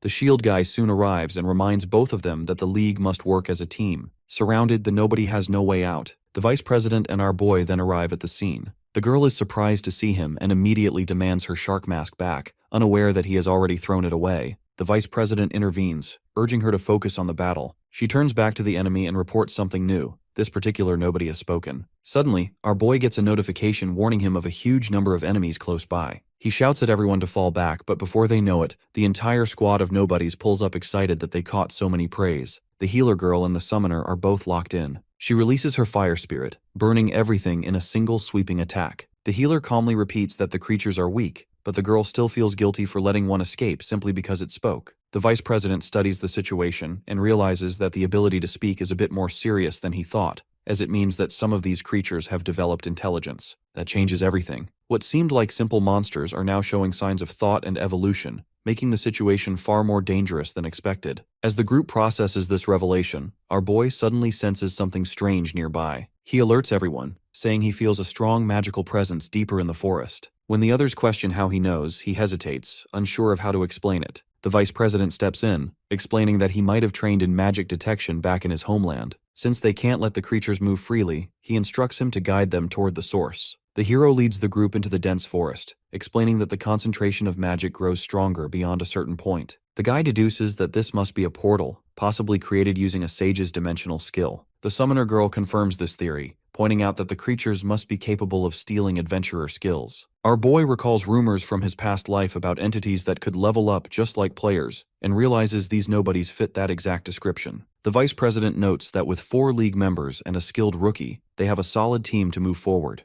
Maria and Wyatt exchange surprised looks as they realize that our boy is the rookie who's been making headlines. They begin watching him more closely, while he nervously begins to sweat. The vice president then gives the order to enter the portal. Inside, they find themselves in a dim hallway leading to a single door. The shield guy takes the lead, and the healer positions herself at the back while telling the hero to stay behind their tank. He nods and follows the formation. When the guy opens the door, they step into what looks like an empty room, but suddenly, the door slams shut and a metal gate drops, trapping them inside. The same thing happens to the others outside, splitting the team into two groups. The vice president shouts, asking them if they are okay, and the shield guy assures him that he and the hero are fine. Just as he finishes speaking, something stirs behind them, and a nobody forms out of thin air. The tanker informs their leader that they've encountered an enemy, and engages immediately. He tells our boy to stay back and destroys the creature with a single shield slash. Our boy notices the creature's magic level is around 150, and is impressed by the tanker's power. Before they can relax, another nobody appears, but this one looks more like a demon baddie. Moreover, she can also talk like the one who appeared earlier. Our boy instantly senses that her aura is far stronger than the last one. The shield guy attacks again, but before our boy can warn him, the demon baddie blocks the attack, laughs darkly, and counters with a move called Shield Break, sending him crashing into the wall. Turns out the demon girl is at level 285 and her name is Shabad.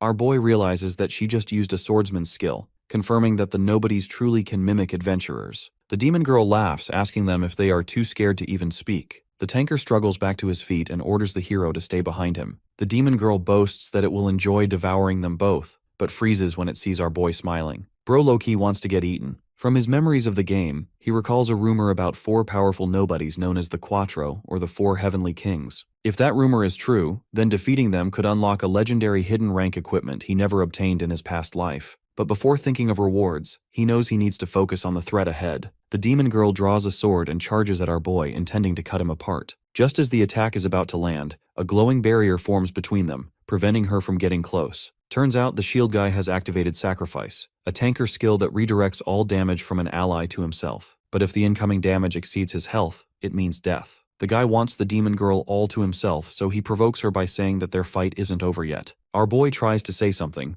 but he interrupts, reminding him that his safety is his responsibility as a league member. The demon girl switches weapons to a bow and tells him to step aside, since she always devours the tastiest prey first. It fires a flaming arrow, but the shield guy blocks it with shield territory. Enraged, she finally changes her target, using Vital Slash and Shield Breaker together, hammering against Wyatt's defenses. The tanker blocks both attacks but can barely hold up as she fires another flame arrow. The attack comes faster than expected as the guy thought it was on cooldown. Caught off guard, he drops to one knee. The demon girl smirks and splits into 2 identical copies using a summoner's cloning ability. Both versions knock arrows and unleash simultaneous flame shots, surrounding the tanker and forcing our boy to prepare for the next move. He quickly realizes he can't defend against all the incoming flame arrows at once. As they close in, he activates his black hole skill, pulling in and absorbing the entire attack before it can hit. The tanker watches in disbelief and thanks him for saving his life. Our boy asks him to cancel the sacrifice skill, but he refuses. He says that he wouldn't have been chosen for this mission if he weren't capable. As the team's shield, the tanker vows to protect him until the end.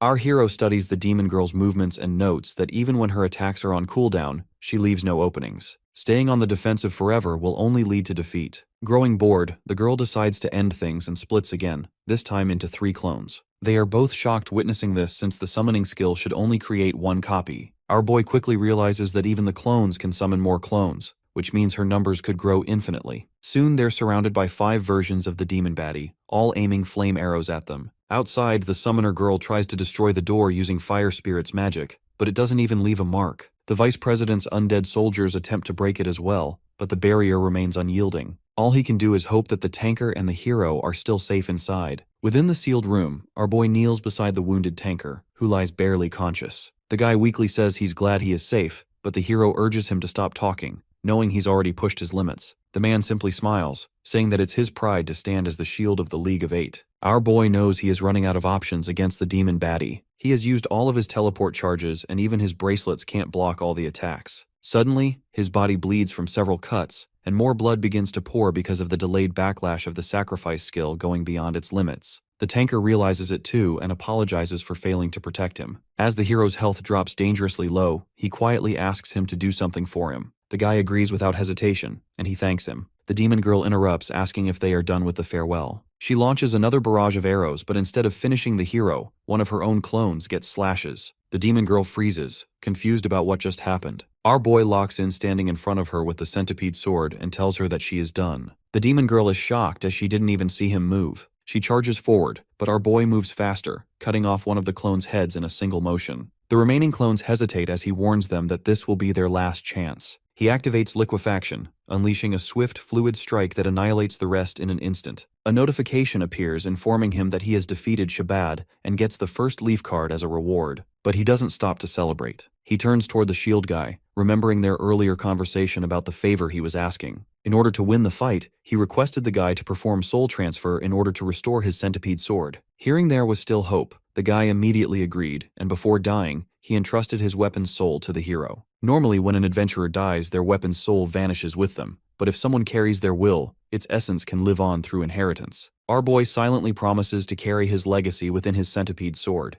ensuring that his spirit continues through him. The door finally opens, and the rest of the group rush inside. They freeze at the sight before them. The vice president stands in stunned silence while the healer runs to the tanker's side, frantically casting healing magic. The guy asks our boy what happened, and he quietly says that the shield guy protected him. He doesn't ask further since the scene explains everything. The healer continues to pour healing spells over him, refusing to give up, but the summoner girl gently tells her that it's too late. Wyatt is gone. The vice president steps closer and solemnly declares that he was the pride of the League of Eight and a true protector who can now rest in peace. The team bows their heads, mourning the loss, but their grief soon turns into determination. Now they have a reason to destroy the creatures in order to avenge their fallen comrade. They soon reach another door, and this time the vice president takes the lead. As they enter, they find the room swarming with nobodies. He orders the others to stand behind him, ready to face them all, but the healer and the summoner refuse to stand back and charge ahead to fight. He understands their feelings and joins the battle, summoning an army of undead to assist them. The undead tear through the enemy ranks while the two girls finish off the remaining ones. As the fight continues, the guy thinks to himself that he won't be able to face his comrade if they don't destroy the enemy completely. He glances at the hero, who remains unusually quiet. When he asks if there is something wrong, he reveals that he feels responsible for what happened.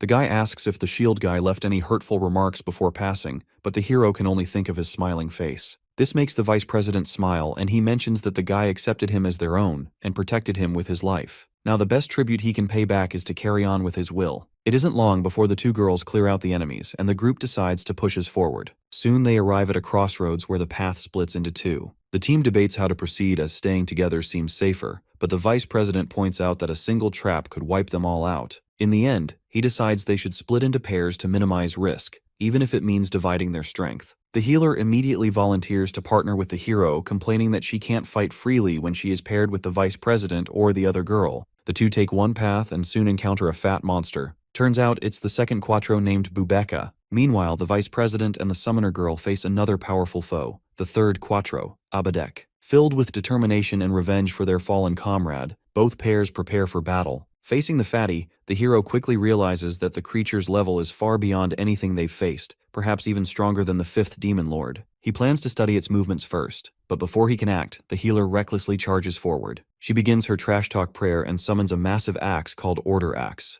Our boy looks at her and wonders if she was truly praying just yet. However, it seems to be working as he watches the fat guy thrown down to the ground. Despite her chaotic style, her attacks land with surprising accuracy, showing why she's one of the 8 elites. However, when she glances at her weapon and realizes she's summoned the wrong one. Hearing this, our boy takes back everything he said about her. The fatty rises again, calling them food. The healer quickly realizes his thick skin and high defense are no joke. She understands now how her comrade could have fallen to one of these creatures. Determined, she starts praying again to summon another weapon, but in her wild swing, she nearly slices our boy by accident. She quickly apologizes before scolding him to stay alert. Though confused by her reckless behavior, he decides to back her up. He equips Centipede and takes his position. When she asks him to lend her his back, she literally steps on him to leap into the air for a high attack. The fat monster dodges effortlessly, leaving the hero's painful effort wasted. He sighs, thinking she's a total maniac, and wonders how Wyatt ever managed to protect her in battle. But then the Halo senses her emotions filled with rage and anger. He remembers what the vice president told him, and realizes that this is her way of avenging her fallen friend. She reminds him that he's a backliner and must play his role properly. Realizing his mistake, he focuses on supporting her from the rear instead of fighting recklessly. She leaps into the air again, asking him to seek forgiveness for being this fat, and prepares for a massive attack. Meanwhile, on the other side, the summoner girl uses her thunder spirit to electrocute the old guy. The guy stands back up calmly, saying the shock actually made him feel lighter.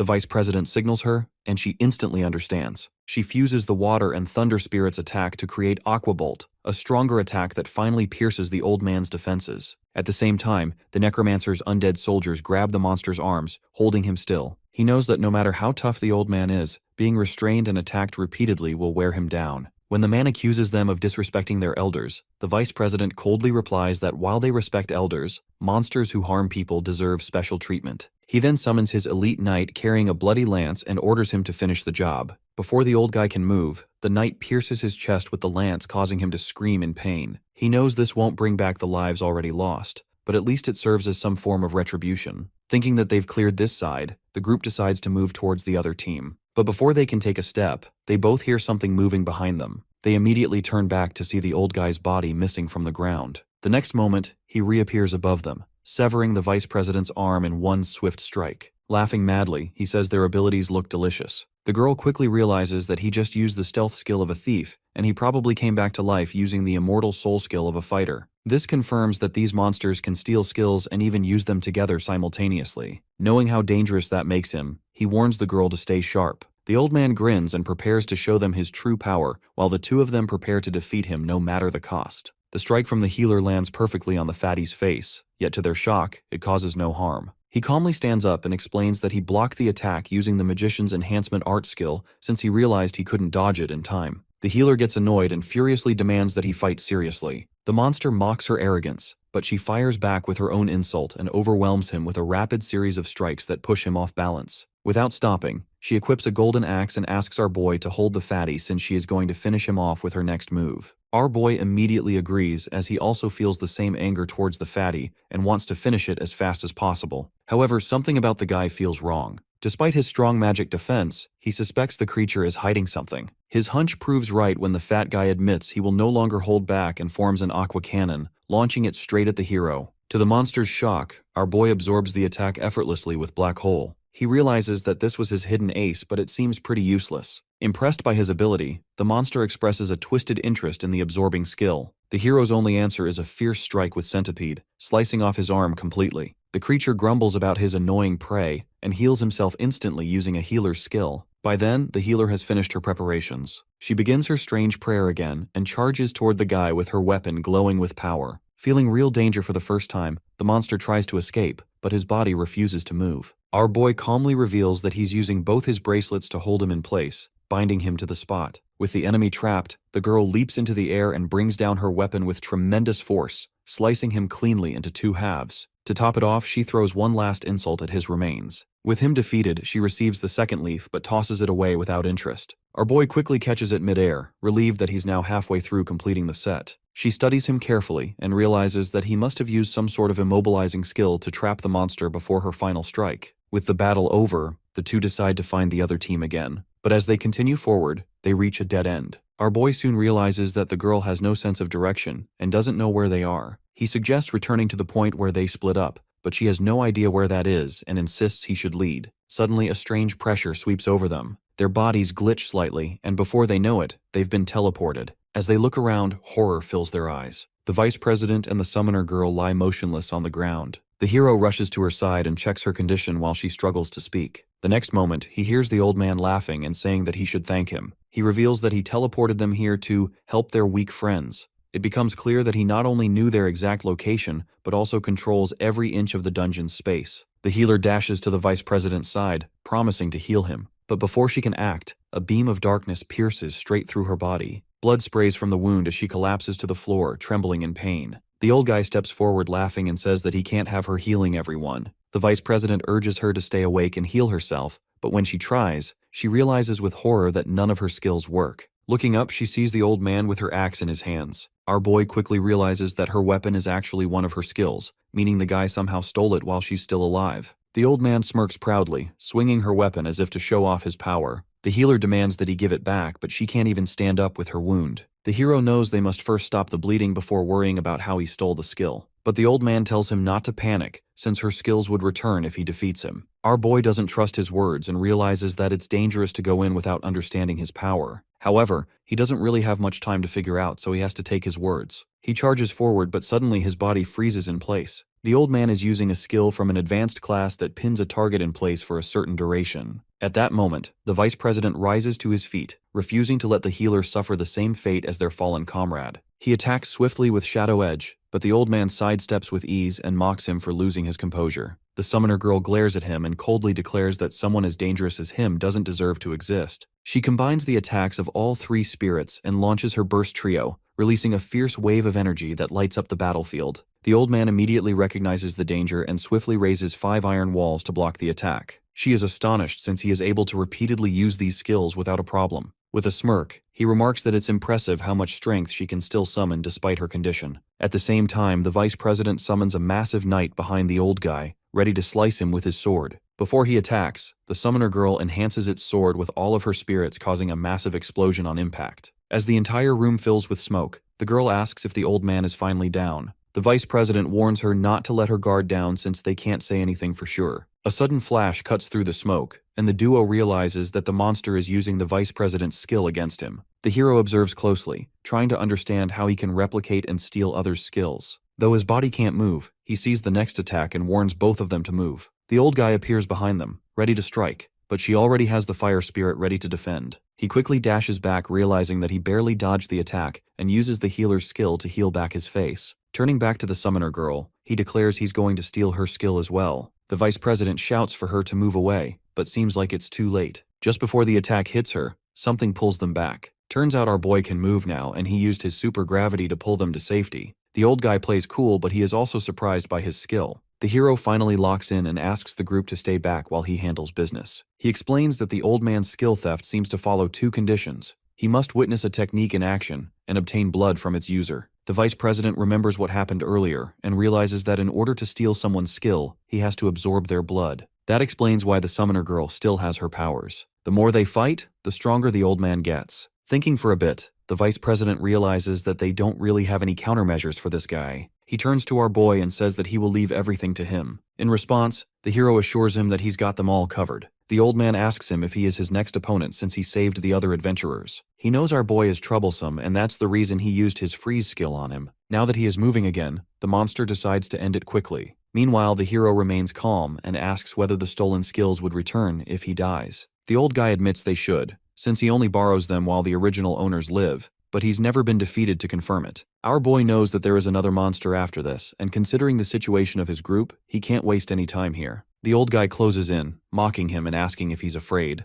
However, the hero uses the repulsion skill to push him back. The guy is quick enough to back away, but he is still annoyed and excited about the skill at the same time. Before he can make his next move, the hero pulls him in using gravity and summons the centipede sword to slash him. Despite being attacked, the old man grins, admitting that it hurt more than their previous attacks. With Maria's life on the line, our boy knows he can't back down. Unequipping his weapon, he asks if the old man if he ever feels remorse for stealing from others. The old man laughs, saying he enjoys seeing victims die by their own stolen powers, believing their weakness is why they lose everything. Realizing there's no point in holding back, our boy uses his pendant and shifts into the Great Swordsman class. The entire group, including the old man, is in confusion. He asks if this is some kind of a performance, but the hero responds that he will be the one dancing in this performance. Before he can finish, the old man vanishes and appears behind him, striking fast. A thin line of blood appears on the hero's cheek, caused by a shallow cut. The old guy laughs in excitement as he finally got what he wanted. However, when he tries stealing his skill, nothing happens. This confirms that the monster can only steal class skills and not the skills granted by equipment. Now that he is in the Great Swordsman class, the hero summons his blade back, and it immediately unlocks 2 new skills. The first increases the range of his poison, while the second gives him an additional blade.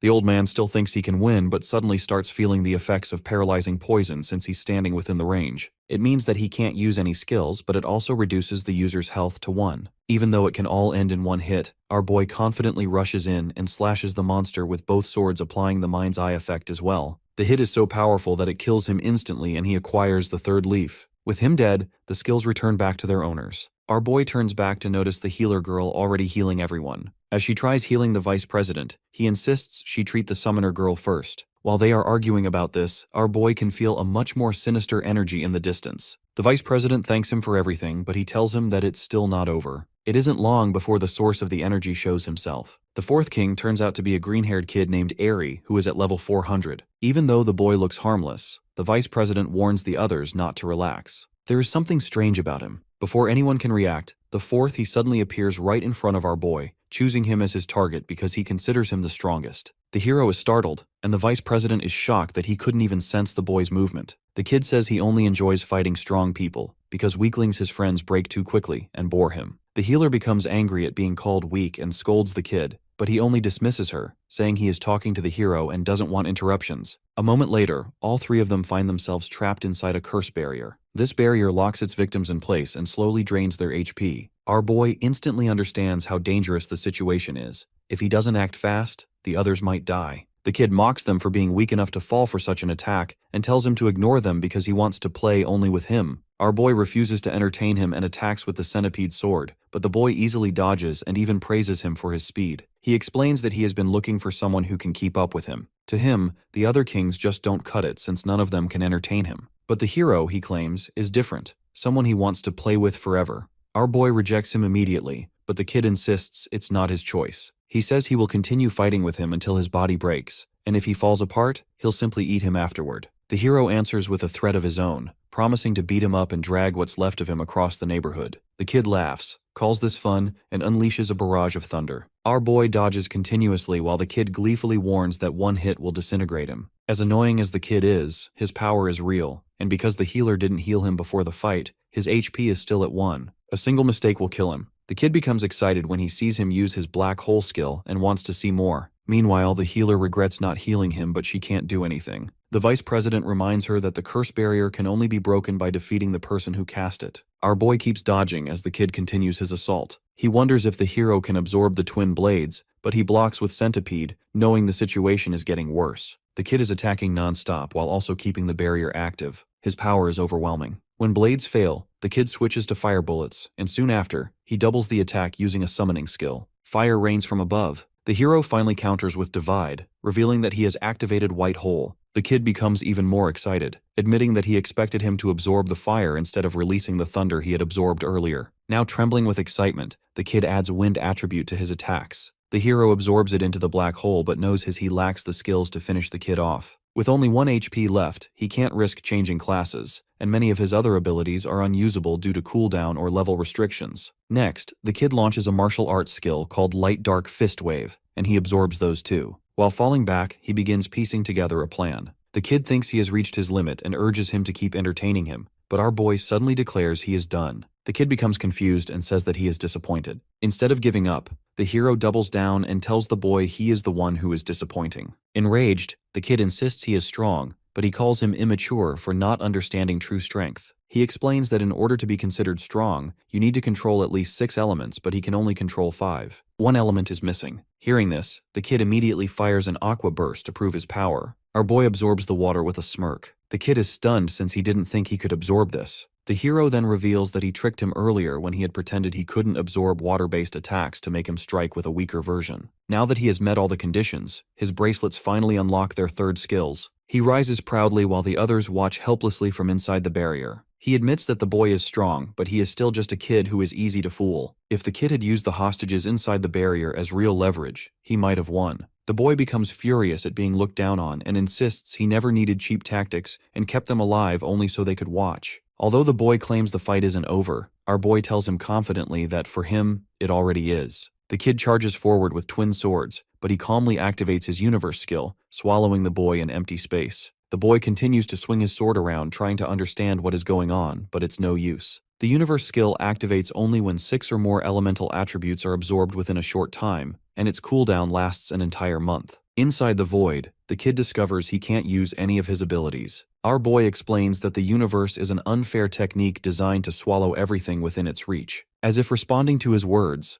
the darkness closes in on the kid, isolating him completely. Panic hits him when he realizes he is now truly alone with no one left to play with. As the void collapses, the hero tells him to enjoy that empty dimension by himself. With the 4th king defeated, he receives the black clover marked with number 4, and the curse barrier around his companions finally disappears. The healer girl immediately rushes to him so she can heal him and asks if he managed to defeat the kid. He assures her that the kid is gone, probably wandering around somewhere in the universe. The vice president thanks him for saving them again, but he insists they helped him just as much. After Maria heals the vice president, the summoner girl points out that there is nothing left in the dungeon worth exploring and suggests they head back. He agrees, noting that the final king is gone and he can't sense any magic power around. Suddenly, the girl notices that the door they used earlier has vanished. The group checks and realizes she's correct. The hero suspects this is one last trick from the kid, who always wanted to trap them and play forever. If the dungeon really came from a sage's class skill, they should be able to exit by now. Then an idea strikes him, and he quickly opens his inventory. When the healer asks what he's doing, he explains that he might have a way out, though he isn't sure it will work. He lines up the 4 black clovers and uses the 3rd demon lord's soul with them, switching his class to synthesizer. Then he activates his class skill synthesis, combining all the items together. The result is a hidden rank equipment called the Grim Reaper. Everyone is stunned when the skull embedded in the weapon suddenly starts laughing loudly, claiming it can finally smell fresh air after ages. The summoner girl assumes it's a gimmick, and the healer complains about the noise, asking him to lower the volume. The skull angrily insists it isn't a toy. Then it notices the hero and happily recognizes him as its new master. The Grim Reaper turns out to be a rare talking weapon with a bold personality. It immediately starts chatting nonstop, asking the girls who they are dating and teasing the vice president about his torn sleeve as if it's a fashion statement. While its performance is divine level, it makes the group quite annoyed. Using the weapon, our boy opens up a gate, finally allowing them to leave the dungeon. The weapon brags that it can cut through anything its wielder imagines, though it mentions that it refuses to cut apart romantic relationships because it considers itself a gentleman. Our boy likes the weapon's impressive stats, but his ears start suffering from its constant chatter. Meanwhile, someone seems to be watching them from afar, but when the hero looks, the presence vanishes. The vice president once again thanks him, and says they plan to return to the Adventurers Association to make their report. Since he played such an important role, the guy invites him to come along. The hero is surprised, but he explains that the association now considers him a valuable witness. Remembering the earlier mention of questions, he knows the vice president will probably ask about the hidden equipment. He quietly worries that they might detain him, interrogate him, or even confiscate his equipment, and he briefly considers running away. But the vice president then mentions that the president himself wants to meet him too. That catches him off guard, and he asks for confirmation. The guy clarifies that the association is treating the nobody incident very seriously, though they won't force him to come. He thinks it over and then gives a smirk. Far away on ground 8, a subordinate reports to 4 shadowy figures that the Quattro were all eliminated by humans during a surprise attack. He also reveals something even more shocking. A human with divine equipment fought among them. The 4 are stunned. They haven't heard of divine equipment for over 1,000 years, and they know such weapons threaten everything they stand for. Even so, they remain loyal to their lord, Abyss, and promise to destroy anyone who stands in their way. Back at the Adventurers Association, the vice president and the others stand before the president, Jingsman. He praises their success and also expresses sorrow for the loss of Wyatt, who had been valuable both as a person and to the association. He then thanks the hero sincerely. Our boy notices that the president gives off an aura far beyond that of an ordinary man. The old man introduces himself and explains why he summoned him. Although he has become an important witness, the incident involving the nobodies is far from over. A subordinate activates a screen, showing footage of monsters running loose inside the city. Everyone, including the hero, is stunned. He begins to wonder if this new threat is connected to the recent appearance of the nobodies. The old man explains that right after the nobodies were defeated, reports came in about a huge spike in monster activity in the cities of Ground 6. After confirming the situation, the association sent the remaining members of the League along with the Special Extermination Forces to handle it. Thankfully, civilians and adventurers have been evacuated for now. The vice president immediately suggests that they regroup with the forces already stationed on Ground 6. The president appreciates his quick thinking and asks if they are still in good enough condition to take another mission. The vice president assures him that they are in excellent shape thanks to the healer's skill. Even though the old man feels guilty about sending them out again so soon, the situation is too serious to delay. Reliable fighters are hard to secure right now, so he urges them to set out immediately. The healer girl observes that while a large number of monsters have appeared,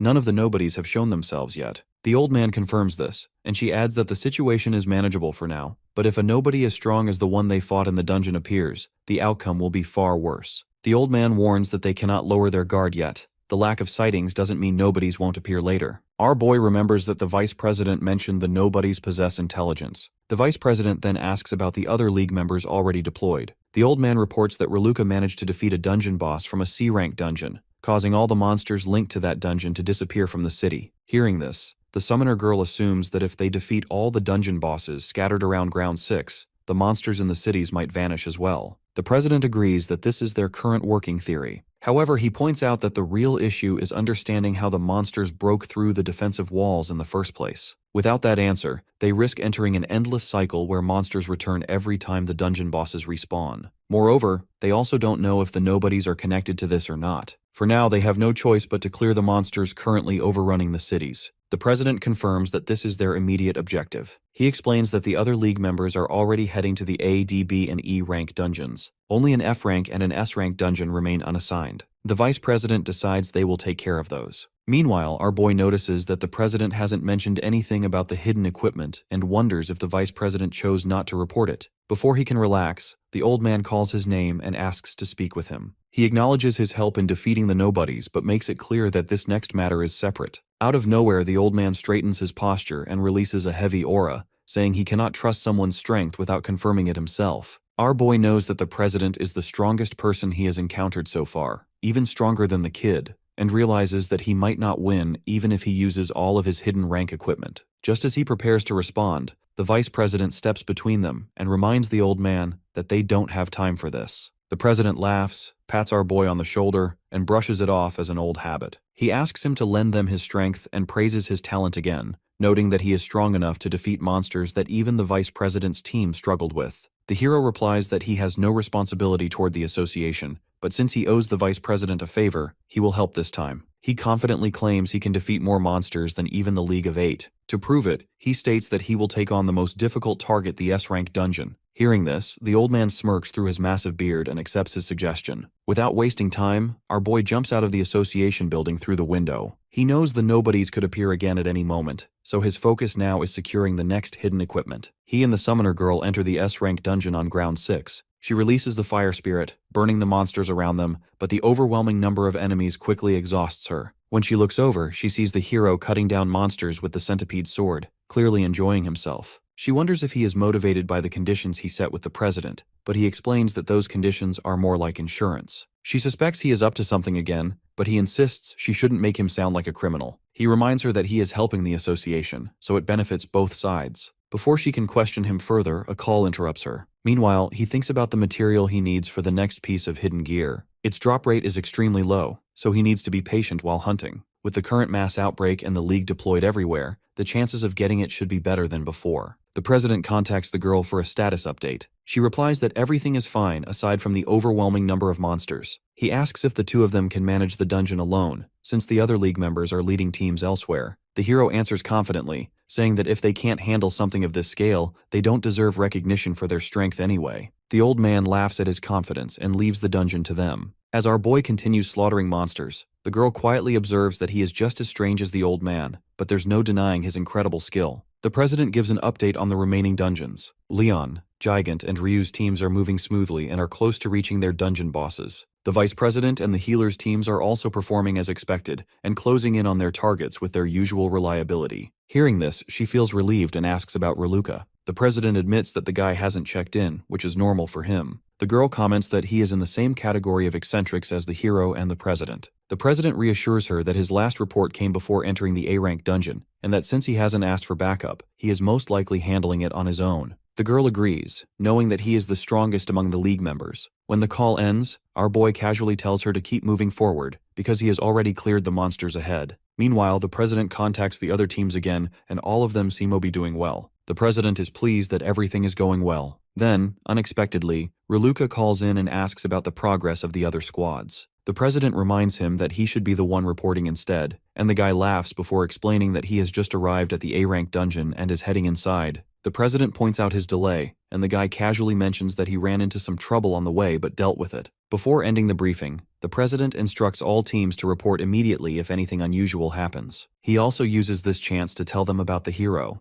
Leon laughs when he hears about the bold newcomer but admits he likes his confidence. Ryu stays silent, though he clearly seems interested. Gigant, however, finds it irritating that someone spoke so rudely to the president. The president calms them by saying that although the new guy is cheeky, he isn't a bad person. With that, he ends the call. The blue hair guy notices the president's interest in the newcomer and becomes curious as well. Back inside the S-rank dungeon, the hero and the summoner girl stand before the demon lord, Iron Golem. The boss looks over the corpses of the monsters around him, surprised that anyone has made it this far. Our boy announces that he will fight the demon god alone, and the girl accepts his decision. However, before the battle starts, the blue-haired guy suddenly appears out of nowhere, startling both of them. After a quick look at the hero, he decides he wants to see the rookie's abilities for himself. Our boy has no idea who this man is, but the overwhelming power he senses makes it clear that this guy is on the same level as the president, maybe even stronger. The girl calls him Ruluka, and he finally realizes he is from the League of Eight. The man explains that he heard about the rookie challenging the association and came to take a look. The summoner girl mentions that the president said he was heading to an A-rank dungeon, but he casually adds that he already finished it and came straight here. She is shocked, since it hasn't been long since the president last contacted her. Suddenly, the demon lord hurls a huge rock at them, annoyed that they are talking so casually in front of him. He accuses them of underestimating him. The guy apologizes cheerfully and jumps far away to watch from a distance.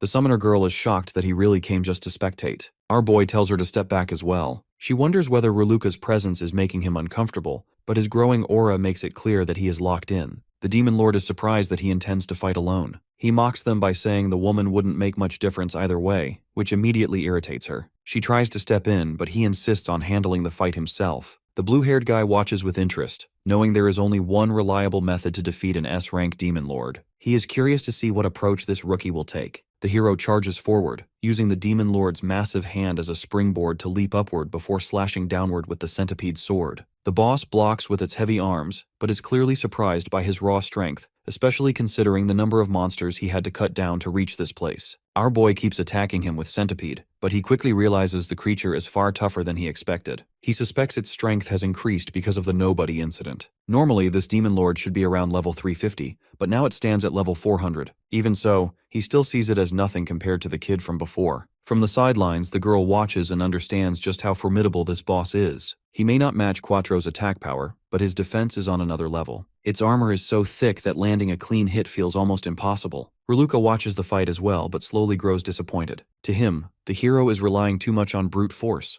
and the battle begins to look dull. He admits that he has never heard of a rookie reaching this point alone, even with Mila's support, and he accepts that he is far above a normal adventurer. Still, he wonders why the president is so interested in him. Our boy closes the gap again and manages to strike at the demon lord's heart. The blue-haired guy notices the core emerging earlier than expected and asks the girl if she gave him any hints, but she says she told him nothing. This makes him even more curious. If the hero is truly a rookie, then this should be his first time facing this demon lord outside of the early tutorial phase. So how did he know about the core? The sixth demon lord hides its core inside its body, and the reward changes depending on the power used to destroy it. Our boy could defeat it using centipede, which would be enough, but instead he draws Grim Reaper, choosing a weapon that shows he intends to prove his strength. As soon as Grim Reaper appears, the skull on the weapon bursts into wild laughter. It spots the summoner girl and asks if they are both on a cave date or something. The other guy continues watching and tries to decide whether the early core reveal was luck. What truly matters is whether he can earn an S-rank reward, something that only he, the president, and a very small number of others have managed. Grim Reaper seems impressed by the demon lord as well and activates its second skill. The requirement for the skill is a level gap of 200 or more between the user and the target. Our boy takes advantage of the demon lord's boosted level and turns the situation in his favor. Ruluka's curiosity grows even more as the hero prepares himself. With one clean and precise motion, he slices the core into two perfect halves.